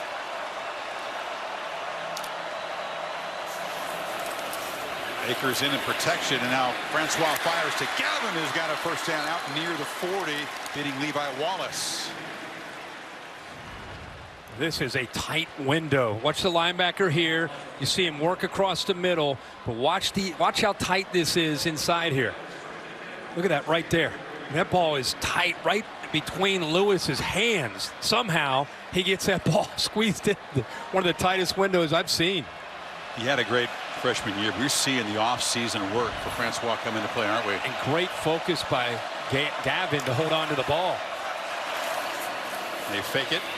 Francois fires far side. Again, into a window. It's Gavin, another catch, and another first down.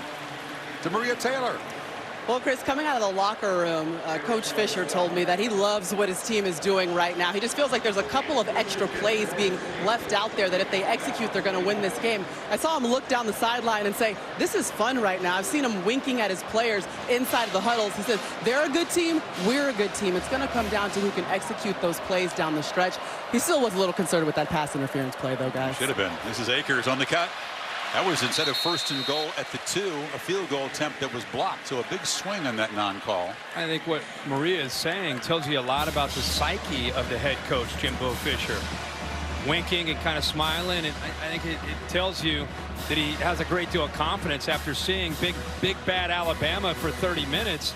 He makes his adjustments, believes in his players, feels pretty good. And that body language, by the way, can rub off on his players because he senses that they believe that they can find a way to win this game.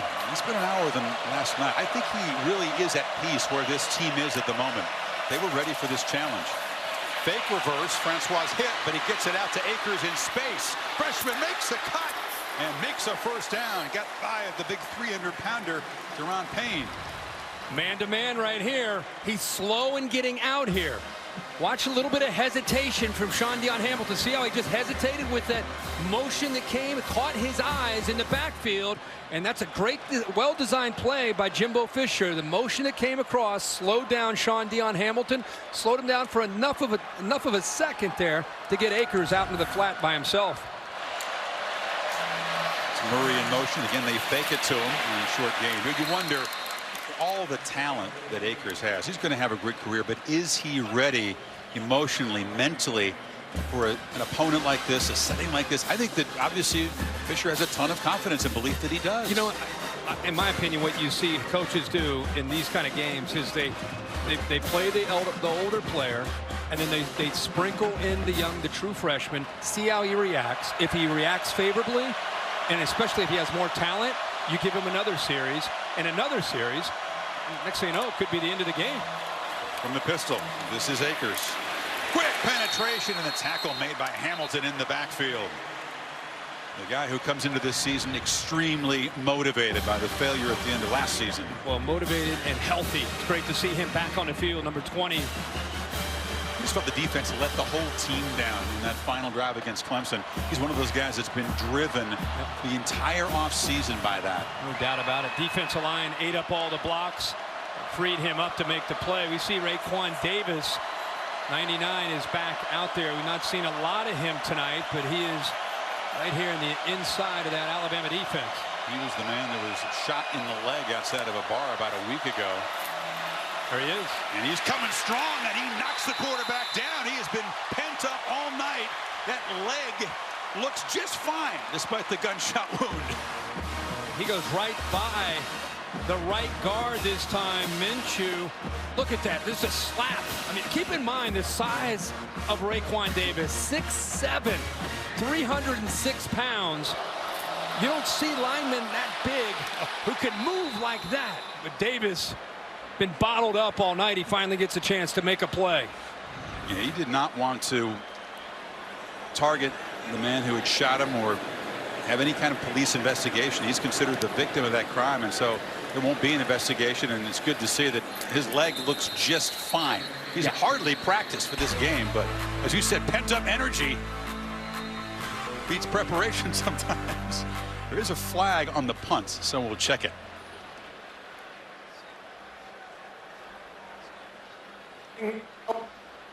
No, And it's a sideline warning on Alabama, says Mike Cannon. So that big play from the defensive front, what Saban was looking for, and Bama gets the ball back up 3. Trey Marshall, the senior safety, returns. He was targeted for a targeting penalty in the second half of the Orange Bowl win over Michigan, so had to sit out tonight's first half. A.J. Westbrook is back up, did a heck of a job, and now Marshall, the regular starter, joining the secondary. Bama takes over at the 24 after another short punt, just 29 yards.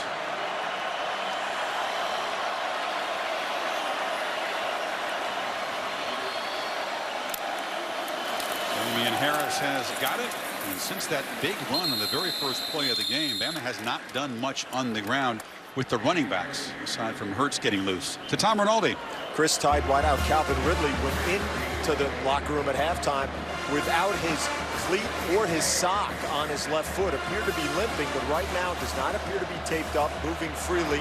And that is as animated as we've seen Nick Saban on the sideline all night long as he implored his offense to begin this series and try to gain the momentum in this game. Ridley is such a big part of the offense tonight with 5 carries. Catches as the carry goes to Hurts. And Brian Burns tackles him. It'll be 3rd down. You know, you bring Trey Marshall back into the game after not playing that first half, as you mentioned, because of the suspension. What you get is you get your thumper. You get your enforcer back there, 6 feet, 210 pounds. He is as physical as any defensive back that Florida State has, and it also frees Derwin James up to continue to move around and play a variety of different positions. They need just 3 on this 3rd down. Hurts is going to flip it short to Harris, who makes the catch, gets a nice block on the edge from Henches, and has got plenty of yardage out across the 45.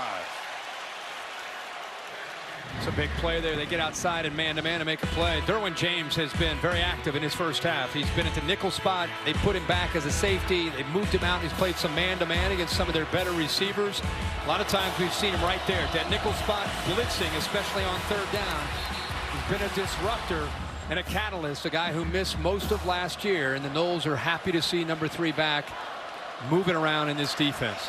And spot Harris back at the 38, and now on 1st down, it's a downfield shot, but Ridley just broke off the route, and now we see why, because the thumper might have run into him there.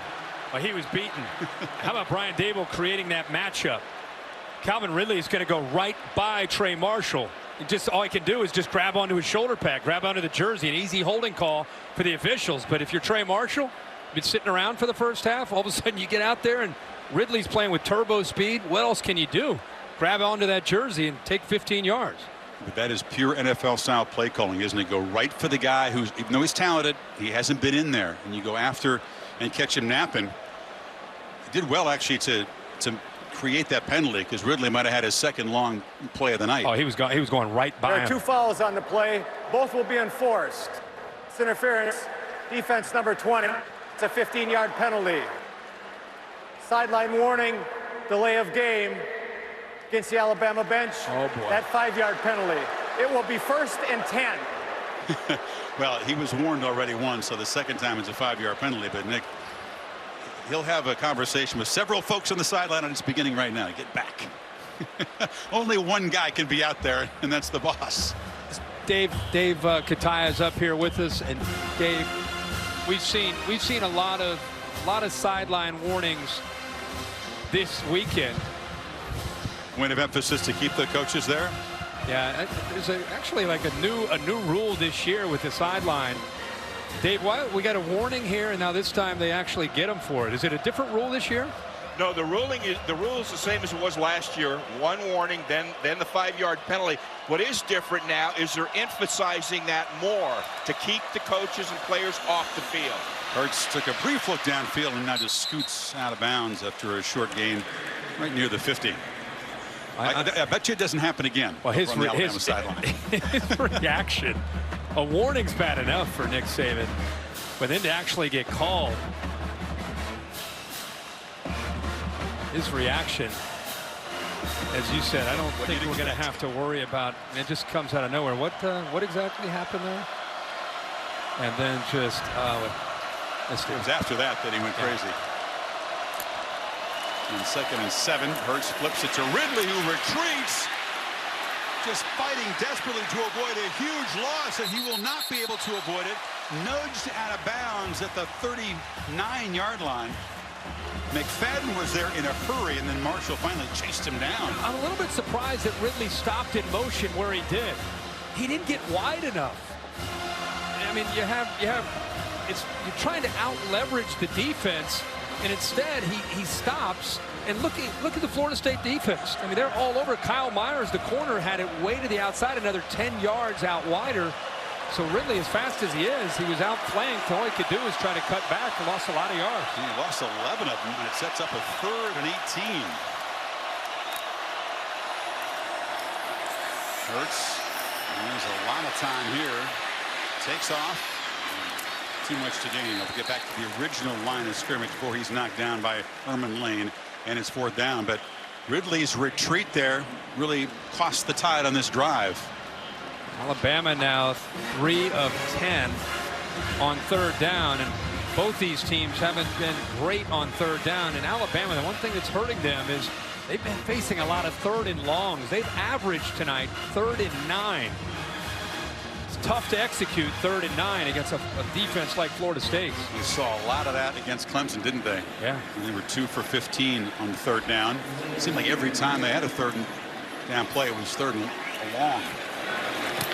Scott with a high boot. McFadden thinks about it, almost caught it.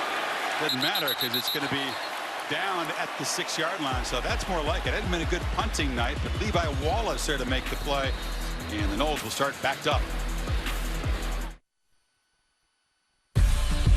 Aerial coverage provided by Goodyear, watching over the hard work and determination of blimp-worthy athletes for over 60 years.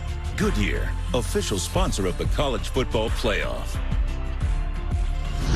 The Chick-fil-A kickoff game, presented on ABC by Wells Fargo, is brought to you by Chick-fil-A.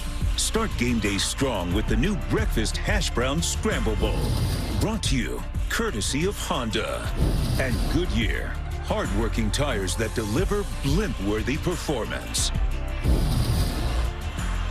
Worst field position of the night. That's not bad position, although the students are in the rafters in this game. Like a home game. Their team is backed up at the 7. Patrick's got it, and he's got a bunch of blockers out in front. Nice gain out to the 15-yard line. Noles had a 90-yard touchdown drive. Bama an 85-yard touchdown drive early on. Defenses have been stouter since then. Jimbo Fisher pulling a lineman and a tight end, Izzo, and got to the corner really easy. Alabama that time, Christian Miller, their outside linebacker, defensive end, was kind of angling inside. It just so happened he did it the wrong time. Made it easy for the Noles to catch that corner.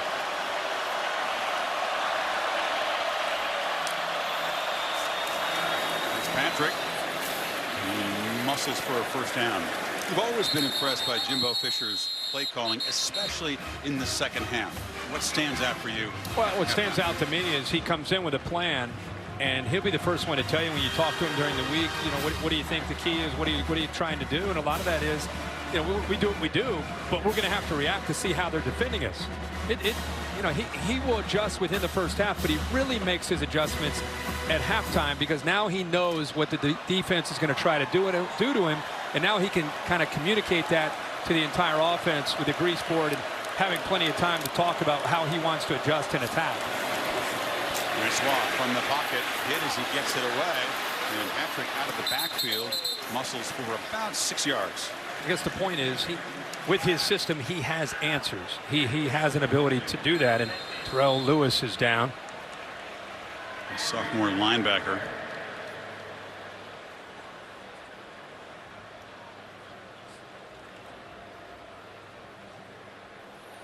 Of course, we talked about being back here in 128 days. This is the site of the championship game after the semis take place on New Year's Day. And that, of course, is the playoff championship trophy presented by Dr. Pepper. Both of these programs expecting to be back here. Alabama, of course, unless it's a championship, it feels like a failure for them. The best or nothing, isn't that what the title sponsor of this dome says? I think that's Alabama's motto. But Florida State says, wait a second, we've had a couple of years in the ACC where we've been down a little bit.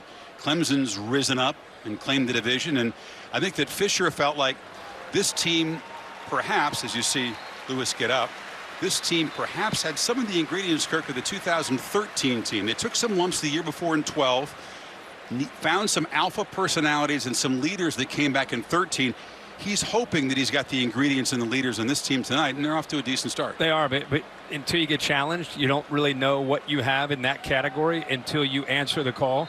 And tonight, they're in a great game against Florida State, and that leadership, the intangibles, the things that have made Alabama so great, as that emerges, it comes from victories if they find a way to win a game like this, because that's the question about this team. It isn't the physical ability. It's about where the leadership and intangible stuff will come from. Question for both teams. Francois takes a downfield shot, and this is Murray very, very well covered. Minkah Fitzpatrick was all over him that time. Yeah, in phase perfectly. Mooney Murray had such a big game last year downfield against Michigan. He had 2 catches for 104 yards and a couple touchdowns. He was able to get behind coverage. So the scouting report on him is do not let him get behind you. That time Minkah Fitzpatrick in perfect position. No chance. I mentioned the Noles are struggling on third down. Got off to a good start, but they haven't been able to convert the last few. They need 5 yards here. Nick Saban running downfield trying to get a timeout call. No, ended up not doing it. Gavin comes in motion. They pressure Francois, knock him down, and the pass is underthrown. Heavy pressure as Tony Brown, the Texan, came from the secondary. Trying to create confusion, and they bring the blitz with Tony Brown to the outside. He's out here timing it up. He shoots here. But watch Minkah. He's showing blitz. He ends up dropping. They're just trying to confuse the protection, free somebody up, and it's Tony Brown who lays the hammer to Deondre Francois. That is what you call a free run and a running start. And the Noles have now failed on their last 6 third downs. Here comes Logan Tyler. Running has been a struggle for the Seminoles. Flag, and is blocked.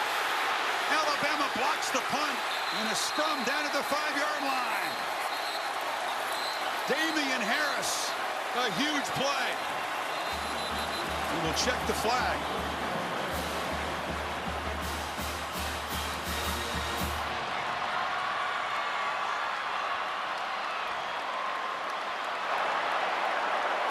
Formation, offense, more than 4 in the backfield. It's declined. First down. So a blocked field goal before halftime, and now this blocked punt, which sets up Bama at the 6, Kirk. And Damian Harris gets in there to block it. Crucial time with the ball deep in the Florida State territory. About a starting running back out there trying to make a block and making a block for Alabama's defense. That's a starting tailback. Now, some people say, why do you put your starters on special teams? You can definitely risk injury. It happened to Hamilton covering a kickoff last year, but that's the answer. Yep. And Nick Saban told us this morning on game day, he looks at special teams as just as an important aspect as offense and defense, like every coach does, and puts his best players out there to make plays like that. Well, a chance to stretch the lead. Shot for Ridley right here. Alvin already with 6 catches tonight.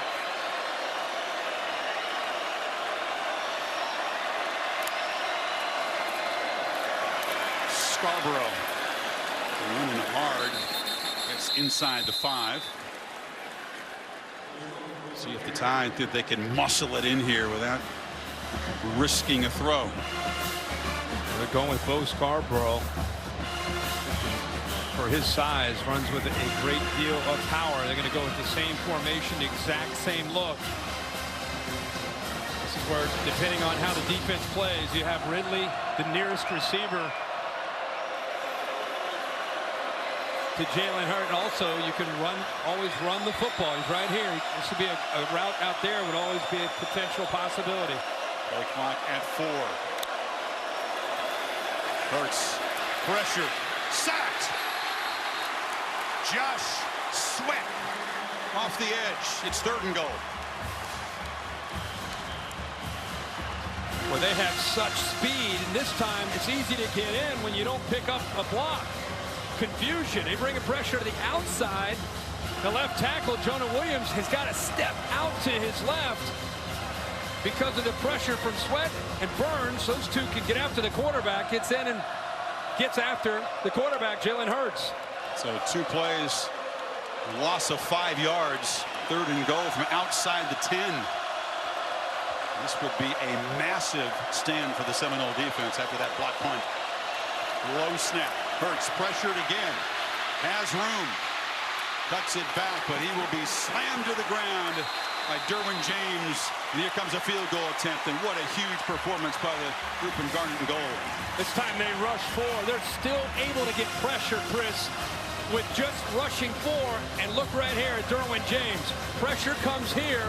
He's forced to step up in the pocket. Watch Derwin James eyeing him the whole way, spying him. He's got speed now. He can run away from people. Derwin James does a good job of keeping him in a position where he can't get past him into the end zone. It's a thing of beauty, his pursuit of the quarterback, wasn't it? What perfect angle. Wonderful to have him back in the game. Pappanastis made from 35, missed it from 42. This is just a 25-yarder for the Ole Miss transfer. I think he kicked it on the laces, but it didn't matter. The chip shot knocked through. Bama stretches the lead to 6, but that is a huge victory with the Florida State defense.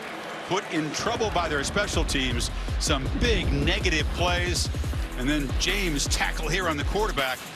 Lucky to be down by just 6.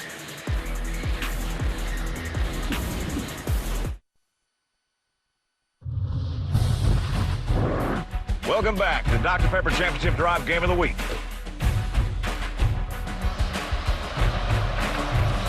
Big stand for the Seminoles defense. And we get the football back down 13-7 after the chip shot field goal forced. Gavin fields it, and he's in deep trouble. Didn't field it cleanly, now lost the ball. It comes out. Alabama jumps on it at the 11. Another special teams misplay by the Seminoles. Wow, that was rough from the start, and Holcomb, maybe their best special teams player last season, comes up with it. He was hesitant coming out, and it looked like Dylan Moses knocked that ball loose. Watch him come in here, number 8. It's like he gets his hand on right at the last second, right before his knee goes down. The ball comes out, but he was hesitant. Was that the runner fumbled by the kicking team. The play is under further. They'll review this, but I think from that replay, Kirk, it was pretty clear he wasn't down. Yeah, that ball's the ball out. was punched out. Yeah, how about Dylan Moses getting an opportunity to make a huge play in this game? The freshman out of Baton Rouge, Louisiana. And Holcomb, who's a backup linebacker, he always seems to be in the right spot on special teams. Yep. I mean, multiple times last year, he was the special teams player of the week. Here's the ball out before the knee is down. So this will not be overturned. Holcomb's just one of those savvy guys. He made a great play earlier in the pass where he tipped that pass. Yep. That Sean Dion Hamilton almost intercepted. How many times can the Knowles defense? The ruling on the field is confirmed. Fumble recovered by the kicking team. First down. Rise up and make a stand here. And once again, the special teams has put him in an awful position. Well, the last drive after the block punt, Alabama started at the 6-yard line, had a short run, they got sacked, and then you saw Jalen Hurts take off and get chased down by Derwin James. They had to settle for a field goal. And here now, starting at the 11-yard line. They've had 6 red zone plays tonight at the Tide. Net -1 yard. So the play calling will be talked about, but the stout job by the Knowles defense down in there tight has been a big story tonight while they're down only 6.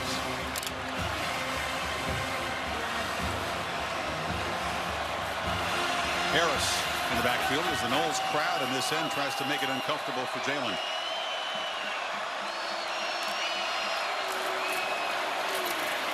Harris bursts free and scores.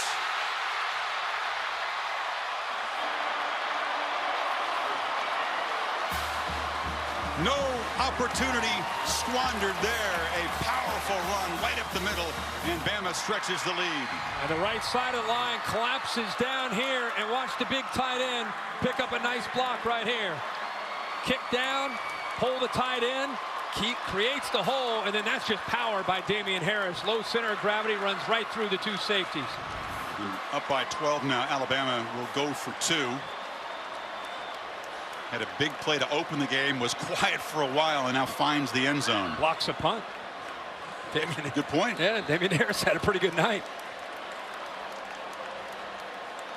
And the answer after that 3 and out, down tight the last time, pure Bama power football. Bama doesn't go for 2 very often.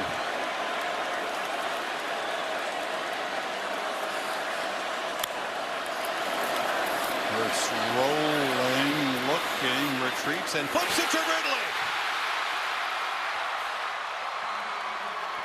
Ridley with his 7th catch, a touchdown, and now a 2-point conversion. And the lead is 14, late 3rd quarter.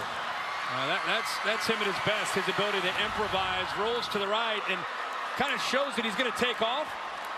Look at the background back here. Watch how Calvin Ridley works, doesn't give up on the play. Little scramble drill, works to the inside, and eventually Hurts finds him for the 2 points.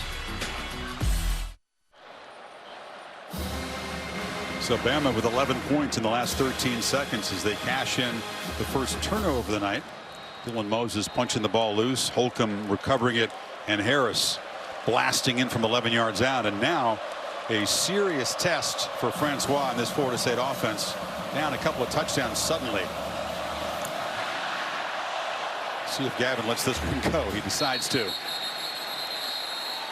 Brian Dable, the new offensive coordinator, right there, has got to be happy about that last drive. And the other thing he's got to be happy about is his wife, Beth, with their 5 kids. Not only does she have the 5 kids, Beth is pregnant and expecting on September 10th. But she's that's very soon. Never missed a game. It's what is that, 8 days? She's never missed a game and had to be here. Well, so in next week's game, she may be in jeopardy. How about, my man, Coach Dable has an 18-year-old all the way down to a newborn beginning in about 8 days. With a coach's life. That means she is a superstar. That's what that means. Yeah. That means going to work with Coach Saban is recess compared to hanging out at the house. Ooh, I don't know about that. That's a close call. That is. 18 to newborn. 6. See how the Noles react to this adversity that was self-created. Francois immediately flushed. Gets free. Nice little run. But just a 2-yard gain. With the Tide pin their ears back now. Yeah, touchdowns. Now they know you're down 14. And it's almost like it's a fight, a boxing match where one of the boxers is taking control of the fight. Another boxer is just kind of hanging in there. And Alabama's been in this position when they know that this is when they can put you to sleep. See how Florida State can deal with that attitude, that aggressive attitude from Alabama. Francois is going to have to make some plays with his arm. Against a 4-man rush from the pocket, it's intercepted. Threw it up in the air, and Levi Wallace with another takeaway. Again, setting up the Tide in Seminole territory. And this is getting to be an avalanche at the moment. But Chris, Levi Wallace baited Francois into this. Watch Wallace, when you see a defensive back shoulders like this, you think it's man-to-man and he's in bump. As the ball is snapped, he retreats and bails. Francois is caught off by, actually surprised by this. He's trying to throw it into a little window behind the corner in front of the safety, but the corner bailed on him, surprised him, and goes up and makes an easy interception. Good job, good coverage call by Jeremy Pruitt, and great technique there by 39 Levi Wallace. He's a senior who's been providing depth, but really hasn't had a prominent role in his career yet. But Coach Saban telling us he's clearly become that 3rd corner behind Everett and Diggs on the other side. Desperation time now for that FSU defense. Play action. Hurts wanted to look downfield. Instead, he'll tuck it, and he'll be chased out by Thomas right near the line of scrimmage. You're right, though. After that, another takeaway. He was thinking about the end zone. Red Sox and Yankees tomorrow night, 7:30 Eastern time. Special start time, by the way. Baseball tonight. Sunday night countdown comes on at 7 o'clock. ESPN app also has coverage of these ancient rivals. Well, this Knowles defense has been tested. They've had to try to make plays, try to keep them in this game. Finally gave in that last drive. Now the ball again in their territory to start a drive. Scarborough just barreling head down for a gain of about 5. Third down coming up.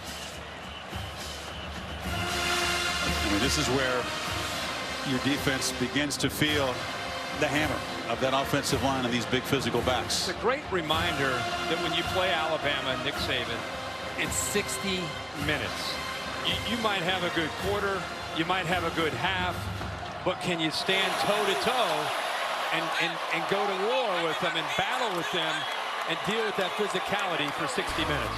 Clemson came from 2 touchdowns behind against Bama to win last year. That is the challenge for the Seminoles. Back after this message and a word from your local ABC station with the final quarter.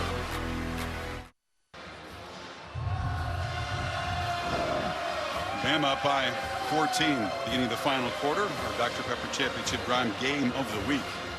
What a disastrous last 4 touches for Jimbo Fisher's team. He had a block punt. It was a great play by Harris. Gavin fumbled the kickoff. Then a touchdown run by Harris. Another interception by Wallace. Huge third down. Tide needs 6. Derwin James up there playing linebacker. Hurts over the middle. Ridley makes the catch. It's near the marker, but it'll be a yard short. Tom? And Chris, remember the collective memory on the Alabama sideline, and it's being voiced by Micah Fitzpatrick. The last time this team had a double-digit lead entering the 4th quarter was the last game they played. We know how that turned out with 1 second to go. Micah Fitzpatrick exhorting the defense when they get their turn to not give it away the way it happened the last time they played. Under center is Hurts on 4th and 1. Scarborough is the back.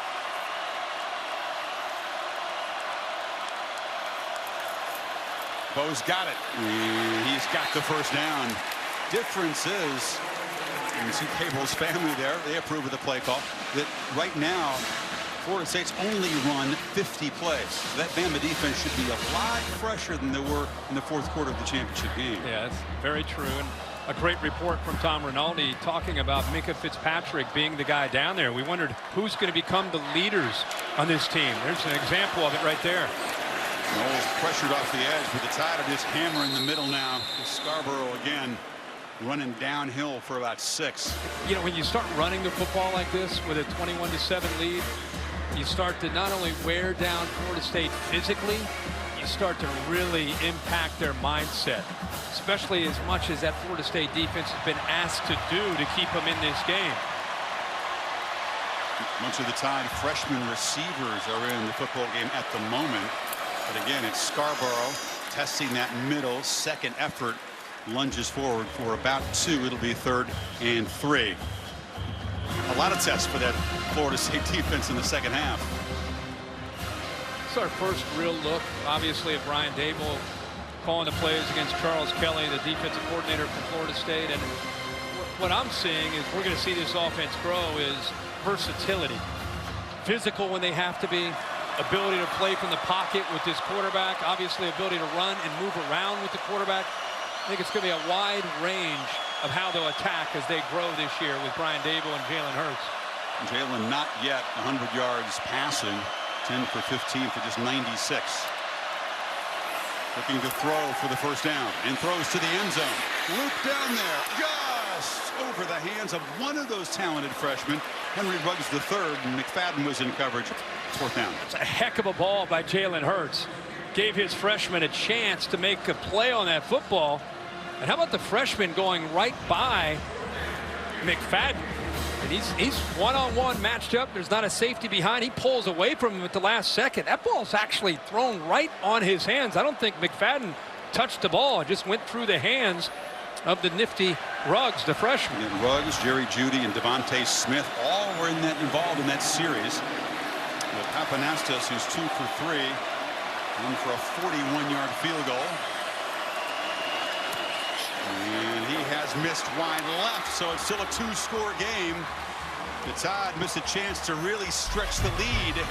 And the Noles hanging around, still down just 14.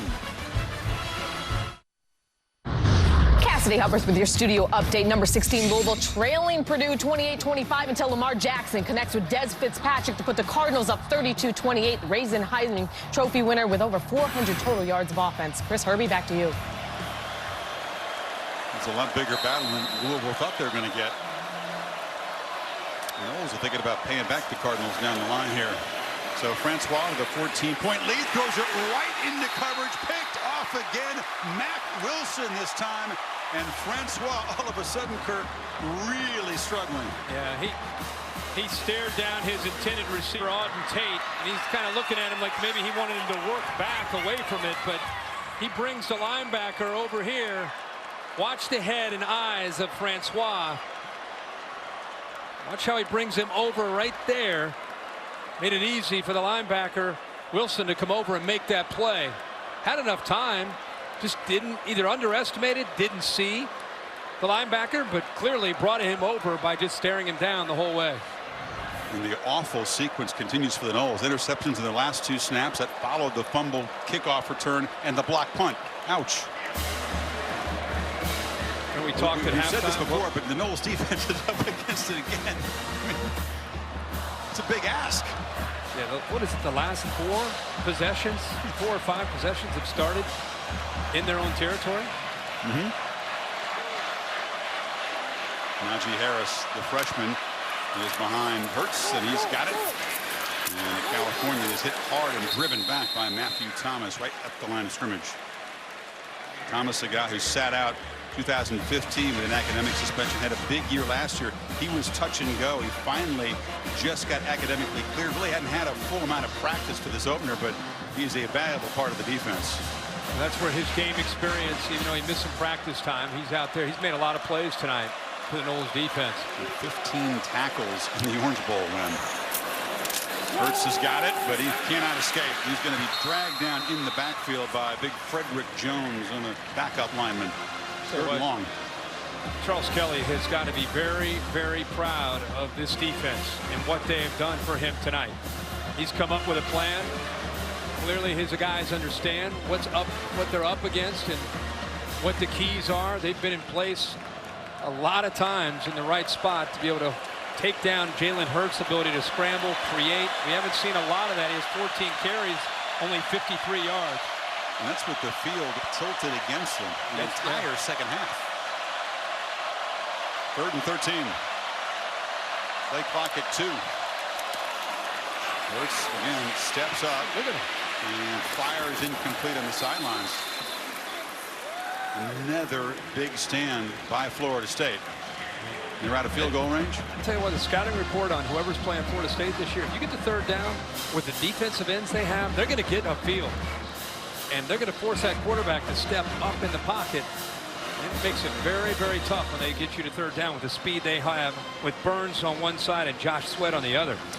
J.K. Scott is he's also their long-range field goal kicker. Had to be sure they weren't going to try one here, but instead Saban choosing to pin the Seminoles back.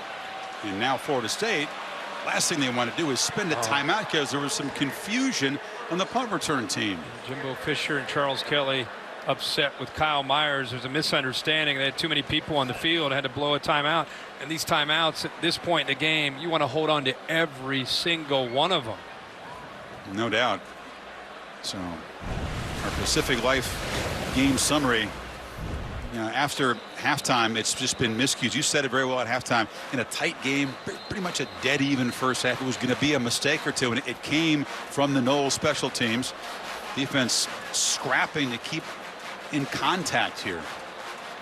Just had that feel of either big plays or mistakes would eventually allow one team to pull away. And you're right, in that 3rd quarter, it was Alabama that was able to capitalize. This game's not over. I mean, it's 10:59 to go. Noles have not been able to get any traction going, and Francois has kind of come unglued here with some of his decision making and putting the ball into coverage. The 3 and out, though, after that second interception was enormous. Scott tries to knock it deep, and once again, Florida State's going to be backed up right about the 5-yard line, still down by 14.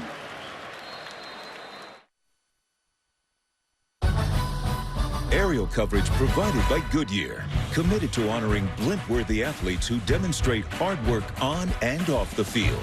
Goodyear, official sponsor of the College Football Playoff. The Chick-fil-A kickoff game, presented on ABC by Wells Fargo. Wells Fargo, building better every day. In part by Pacific Life. Experience the power of Pacific. And Ford, going further so you can. So Bama able to create only 11 points in the last 4 possessions, all of which began in Seminole territory. The 6, 11, 42, and 31. So still a 14-point game, but Francois has got to get the mojo back. The freshman, Akers, takes the handoff, and he'll be dropped for a loss. Kirk Francois, all of last year, we talked about never a multi-interception game. So this is the first in his career, and it came on back-to-back attempts.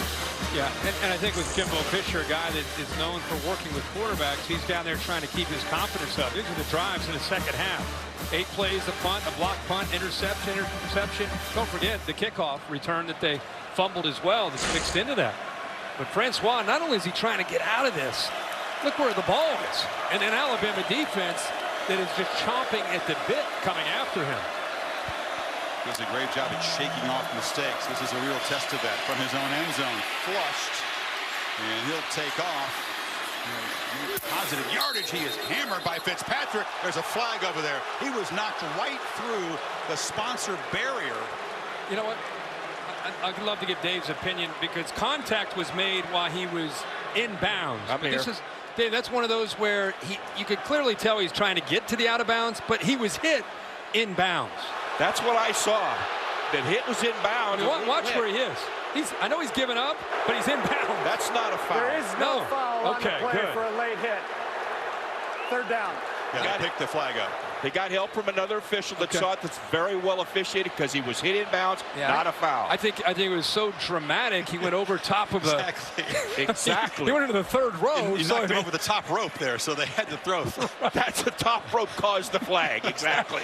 Well, they did pick it up. That's the right thing, but it's still 3rd down and long. And the Noles, just to keep that defense from going back out there on the field, got to find a way to get 8 yards here. What can you count on if you're Fisher? And Alabama has 2 true defensive linemen in the game and a lot of linebackers and defensive backs trying to corral and get after Francois here. Look how they're giving him a different look to try to confuse the pass protection. Yeah, you got a true freshman at tailback that may have to block the blitz too. It's Akers to the left of Francois. Look out. Sidesteps pressure, gets away, delivers low and incomplete for Tate, but that was instant pressure. Well, you knew it was coming, and Francois knew it was coming. He gave himself a chance after he avoided Christian Miller, who comes off to his right. He's feeling it right there and steps up. This is one of the toughest things to do for any quarterback at any level. When it's 3rd down and long against a defense that's coming after you, you're backed up near your own goal line, and you got to try to avoid the pressure, stay poised, and deliver the ball. He avoided the pressure, but I think he hurried to throw after that, and I don't blame him. At one point, Florida State was 3 for 4 on 3rd down. They have failed to convert their last 7. You got to hurry here. You don't want to spend a timeout in the punt team. Just 4 seconds to go. Tyler gets it away. Diggs hasn't had a return all night, and after he makes the fair catch, he gets hit, and that'll cost Florida State 15 and move the ball inside the 40. So a mental mistake again by the Florida State special teams, and that's Thomas that time. Thomas is going to say, I didn't even see him put his hand up because Diggs did put his hand up, but it was really quick. And I don't think Thomas saw it. He was a veteran player that, obviously is not going to make a mental mistake. I just don't think he saw him stick his hand up. There are 3 flags on the field, though. So I think plenty of people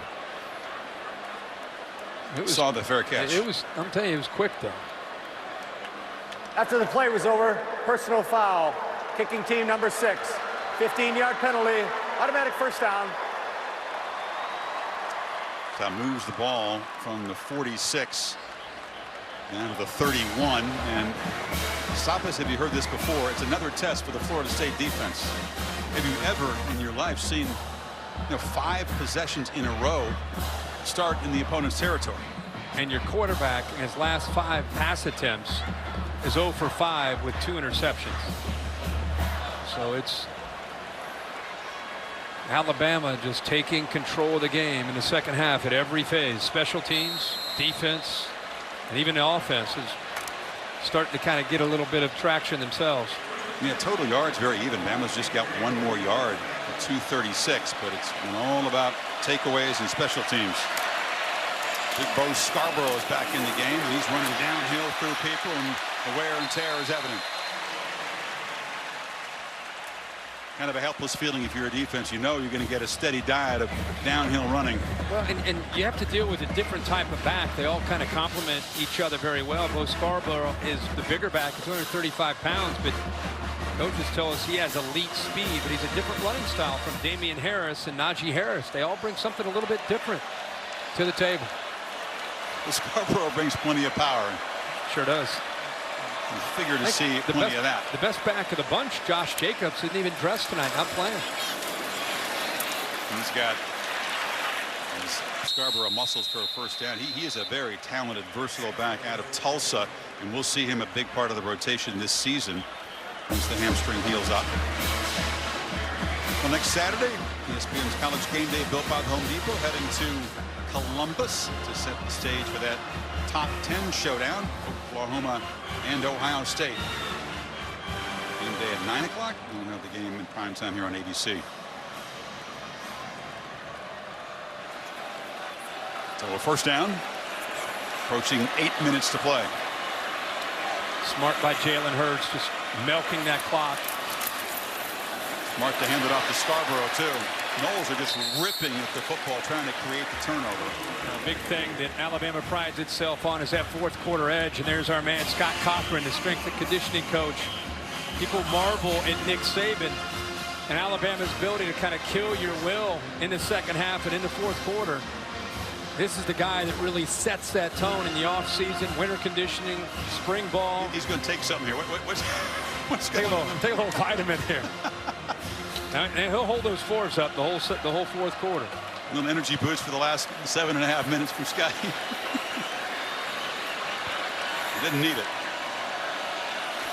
Scarborough, deep set, takes a handoff. That time the Knowles do a good job at clogging the middle.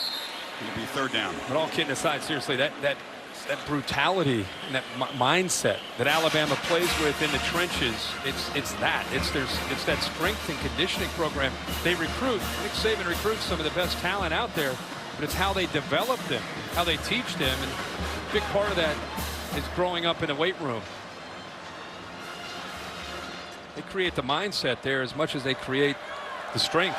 Yeah, it's in Cochran's weight room. The offense will take over the trenches with rage and brutality. Right there on the wall for him every day. Every day. They need 4. Harris is in the game as Hurts stutter steps and just heaves it out of bounds. He was chased by Derwin James and outside the pocket, so no grounding.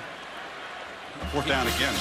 I'll tell you, what a valuable asset Derwin James will be this year for this defense. Great to see him. We've talked all night about him, how it's great to see him healthy, how they move him around. The coaches, they're not kidding either when they say he could literally play all 11 positions on the defense. Safeties, defensive back, any spot, linebacker, even defensive line.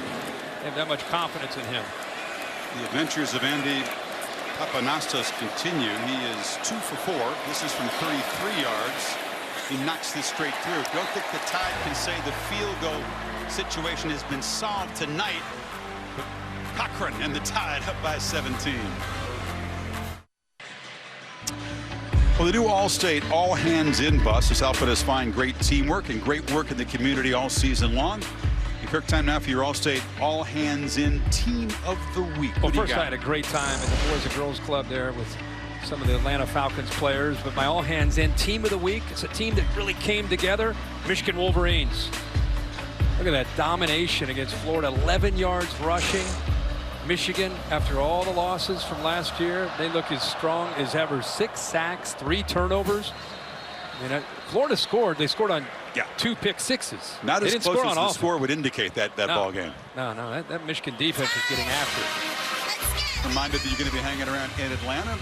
Reese Davis working the game with you on Monday night as the Volunteers take on the Georgia Tech Ramblin' Wreck, 8 o'clock Eastern over on ESPN. Another SEC versus ACC game. Opening weekend featuring a bunch of those. Big Ten's had a big opening weekend with some of the results. Not just Michigan. No. All right, there's serious urgency now, down 17, inside of 6.5. Francois in desperate need of a downfield play. Throws instead underneath the Gavin, catch made after a 6-yard gain. Well, Francois, they just want to keep competing. Down 17, 6 minutes to go in this football game. There'll be no let up on Alabama's side. No, They're very mindful of what happened against Clemson. Not only that, it's just their mindset. They try to compete every snap like it's the first snap of the game. Tate, and it's broken up. That's a nice play by Levi Wallace, who's had a good night pick earlier. When you watch Alabama play like this, doesn't it make you really appreciate what Clemson was able to accomplish with Deshaun Watson and the athletes with Mike Williams and Jordan Leggett? You just don't see teams do that to Alabama, maybe ever. And to do it back-to-back years. Watson back-to-back 400-yard passing games. I mean, it's just incredible. Because this is typically how Alabama plays people, especially out of the conference. Knowles not able to attack with the same tempo. And not able to get enough possessions because of mistakes. Francois is flushed and chased, and he'll be dropped. That was Ronnie Harrison out of the secondary, and Francois is down holding his left knee and grimacing. Uh-oh. Ronnie Harrison, when he tackled him, kind of rolled up onto his the back of his legs. Blitz comes right over the left there. And there's the speed of Harrison. See at the end of that play. Yeah, you're right. He just sort of inadvertently rolled on the left leg there. And you talk about the risk reward of these kind of games. The loss, not so much of a risk. That wouldn't have knocked Florida at anything, but you don't want to lose your leader on offense and your starting quarterback in the opener.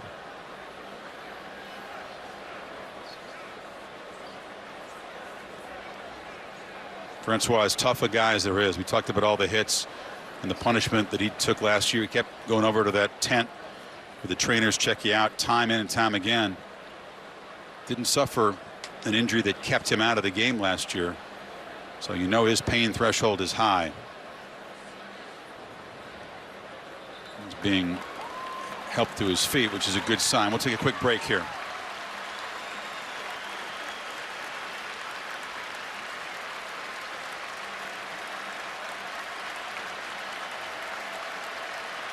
You see we'll stay here. You can see Harrison going over, patting him on the shoulder pad, and he is. Minka talking to him as well.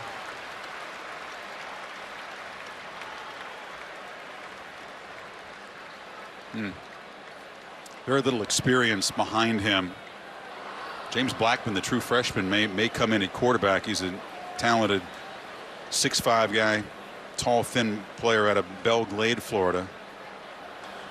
I even asked Jimbo on the field before the game if you got into a situation where DeAndre couldn't go back out, who would you put in? And he did mention James Blackman. If you got into that kind of situation, he thinks he could be a guy that could really have a great career. That's Blackman. You saw J.J. Cosentino, the junior from Pennsylvania. Well, this is a bummer. You talk about losing their defensive leader, Derwin James, in game 2 last year. I hope it's not as serious as it looks for Francois.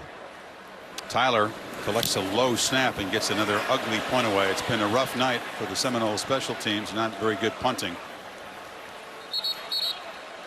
5.5 to play. Bama back on offense as Francois heads to the 10. Check out some of the vantage points. Aggressive pylon cam tonight. Big Al rolling around. That was the headgear worn by Mr. Corso today, right? He did pick against the alma mater. He did. Said it. Time. Business decision. Well, at the moment, looks like a good business decision. As the Tide go back on offense, and Francois continues to be looked at by the trainers in that tent, looking at that left knee. If we have any information to pass along, we will do so, of course.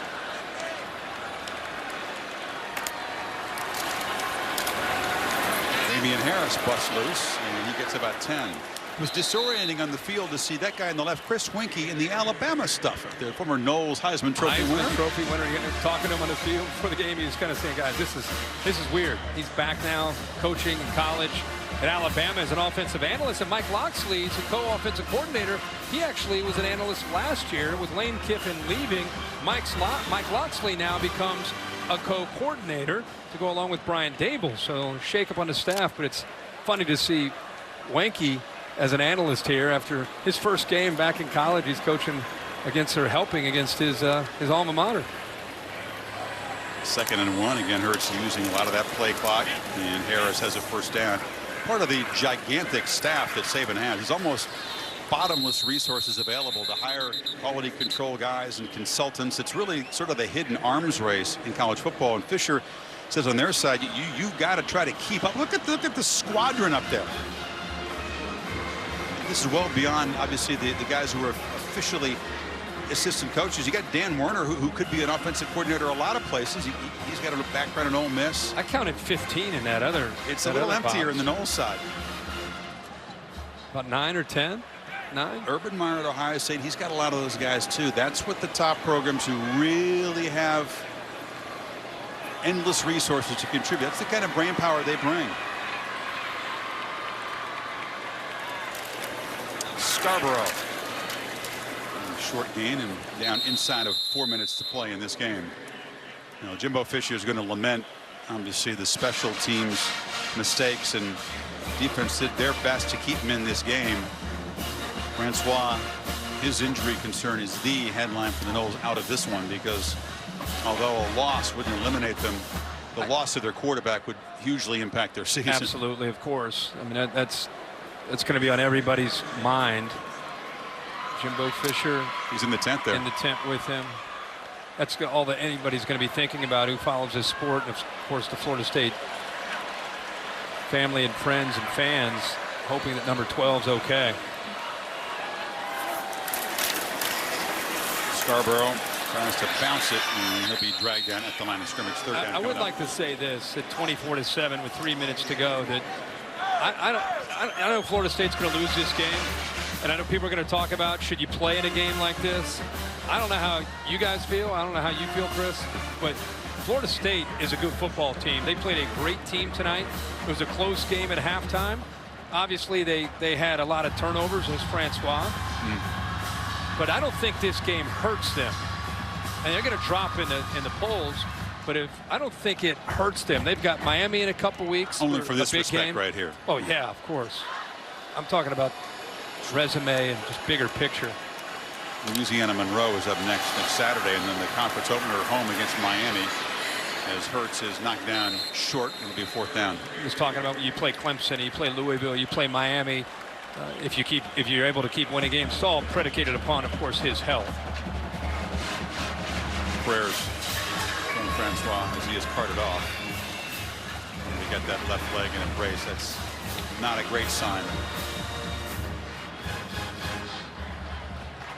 They've got medical facilities in this stadium, as most of the state-of-the-art stadiums do, and he may be checked out here.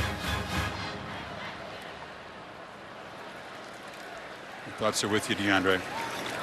Kind of a fluke injury, just chased down, got tangled up with Harrison. Scott. High punt, and McFadden backpedals and gets bumped. No flag. Well, Sunday Night Baseball. Talked about the game tomorrow night, the Red Sox and the Yankees. Special time at 7:30 Eastern. Coverage begins a half hour earlier. Baseball Tonight Sunday Night Countdown. Also streaming live on the Watch ESPN app, which we know you have to follow all the college football games. I even got a little tennis in there on the app today, too. Yeah. Tracking my other love. Yeah, you're heading back there tomorrow. I am heading back there, back Thank to the you US for making the effort to come here tonight. I love the US Open. Love it. We got some good matches coming up the next few days. We do. Can you tell me when? I will. There's James Blackman. He's the true freshman. So his college debut, not what he was hoping for, filling in for Francois and handing off.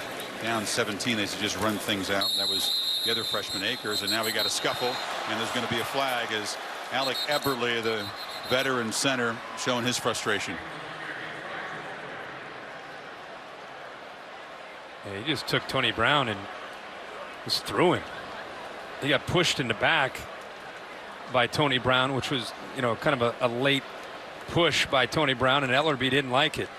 Tony likes to talk too. Yeah, just grab him and threw him. So Saban will get Tony out there, who's a somewhat volatile guy. Watch Tony Brown too. Whistles are, well, that's the end. That's after he'd gotten pushed. After the play's over, we've got 2 fouls, 1 on each team. Unsportsmanlike conduct, defense number 2. All unsportsmanlike conduct, offense number 54. This penalty's off line. Afterwards, second down.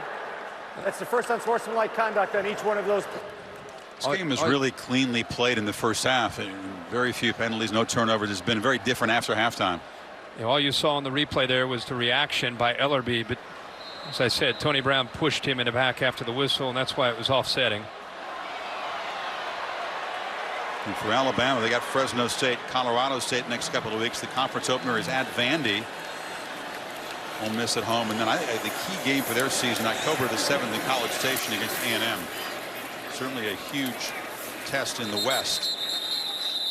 You think? LSU at home in November. You think that's a test? You don't think so? No. I think this was more of a test than A&M. Oh no, yeah, but I'm just saying in the West, a road game at College Station. No, that's not a test. Okay, so did you just put him in the right now? You're just putting him in the playoff. No, I think Auburn's a test. A lot of people are. Auburn's a test at the end of the year, but A&M's not a test. Not on the road. Auburn will be down in the Plains in the Iron Bowl. The Ford wrap-up show after the game with Cassidy Hubbard. You and I can continue this conversation at the 19th hole in about 30 seconds. His young Akers didn't have the kind of debut we'd hoped for. Tough running, and Mack Wilson wrestles him down. Well, our thoughts are with Deondre Francois and that left leg. And that is the headline takeaway for Florida State. Not just the loss, but their quarterback may have a knee problem. So the Tide roll on and make it 37 straight regular season non-conference victories. Saban goes to 14-1. And they hope this will be the first of 3 visits to Atlanta. Ridley made the big play, but the Alabama offense, I think they'll feel like there's still a whole lot to work for. They had the short field really the entire second half, Kirk, and really couldn't put the Noles away until late. Well, in the blink of an eye, it went from being a really close football game at 10-7. We started the third quarter thinking this is going to be in a great second half. And literally blink of an eye, boom, boom, boom. And Bama had pulled away and taken control of the game, and Florida State just couldn't do anything on offense. Let's get Nick Saban's reaction with Tom Rinaldi. Chris, thank you very much. No preseason. You said you wanted to find out some things about your team. What did you find out tonight, Nick? Well, I think we scrapped in the game. I don't think we played great. I think the defense did a fantastic job, especially in the second half, getting some turnovers. Special teams was a big difference in the game with the turnover, the block punt. But, our consistency, especially on offense, is not what it needs to be. It's great to get a win like this, even if you got to win it ugly. All right, we got a lot of work to do, and we know where we're at now, and we'll work to get better. All off season, you stressed finishing. You entered last game you played with a double-digit lead into the fourth quarter. How did you finish this time? Well, we finished because they didn't score. We didn't keep the ball as well as we'd like. All right, but, we'll get better. Finally, you stress special teams. You put some of your best players on special teams. How did that shape the outcome, Nick? Well, I think it was probably the difference in the game, in all honesty. Block punt, a block field goal before the half was a big momentum deal. Block punt, fumble on a kickoff cover. The field position that we kept them in the second half was really a key to the game because they could never get in their offense. You're a coach that likes to take these games on, Nick. You have throughout your career at Alabama. Why? Well, I think it tells you a lot about your team. I think our team worked hard for this game. They have a tremendous amount of respect for Florida State. I think Florida State has a great team, and I think they're going to be a team to be reckoned with, this season. And we got to focus on what we need to do to get better. This tells us where we are and where we need to go. Appreciate it, Nick. Good win. Thank you. Let's go over to Maria. All right, Tom, I've got Jalen Hurts and Calvin Ridley here. And, guys, let's start off with the beginning of this matchup. And it seemed like a slow start for you guys to get going offensively. What was the difference in the second half? We just had to come out and finish. Last year we didn't finish. And going into every game this year, we know that's one thing that we have to do. And I think, we got some room to improve, obviously. But it's a process. Coming into this game, everyone was calling it the greatest opener of all time. What was the mindset that you guys had coming into this field? We had that feeling that we lost our last game, but we had to come into this game, and we were playing a great opponent. And all week and all summer, we was looking forward to this game. And we've been practicing hard against each other the whole summer, so we was looking forward to this game. All right, Jalen, you might have lost some whiteouts, but it seems like you guys have a pretty relationship and a pretty good dynamic going on right now. What's it like seeing this guy out there on the perimeter? He can play. He said himself, we can't do it without our other teammates, though. As far as, bring it down to safety for a deep ball or whatever it is. It's all a team effort. And I think we played as a team today. And even when this guy is scrambling, to keep moving, right? Because you've caught a touchdown pass that way today. Yeah, he can do anything with his feet and with his arm. It helps the offense so much. So I'm happy with whatever we can get. All right, guys, congrats. Thank you. All right, thank you, Maria. Yeah, Hurts had 10 completions, 7 went to Ridley. Outside of Calvin, they didn't do very much in the passing game. Came up with just 96 yards throwing, so they'll still have to work on that with Brian Dable and Jalen Hurts. Yeah, and I think Nick Saban summed it up when he talked about the special teams. It's what you and I talked about. It was a tight game. You're able to block a punt, get great field position, a fumble and a kickoff return gives you more great field position. It wasn't a great night for the offense, but it's a great win. And when you can win a game of this magnitude early in the year and still be able to go back to the film room and say, hey, guys, great win. Everybody's telling you how great you are. But look at the film. We can get a lot better. That's the best thing that a coach can get. Nobody who understands recruiting or sees Alabama's players in the field in practice should be surprised, but they lose 4 first-rounders in defense, all those studs, and they have pretty good leadership and a ton of good athletes. So you maybe hadn't heard of before tonight, but they may not have big names. They got big talent, and it's just business as usual on that side of the ball. That's probably the greatest takeaway from this game is some guys emerged as the new leaders of the 2017 team. All those great players that have gone through this program are gone, and they're in the NFL, a lot of them. It's a new group of players' turn to become the leaders, and you're seeing that baton handed tonight to that next generation. Here's the trophy for this game with the old leather helmet that we're rocking right behind Tom. Yeah, it was hardly perfect from the Saban perspective, but as Nick might say, it was aight. And it was a 17-point victory in the Chick-fil-A kickoff game. Bama 24 and Florida State 7. Well, tonight's game here in Atlanta was produced by Bill Bonnell, directed by Derek Mobley. And remember, be right back here in Atlanta 48 hours from now over on ESPN as the Tennessee Volunteers take on the Ramblin' Wreck from Georgia Tech here in Mercedes-Benz Stadium. Well, the Ford Wrap-Up Show is coming up right now. So long for now from Atlanta with the Tide win at 24-7. To Cassidy Hubbard.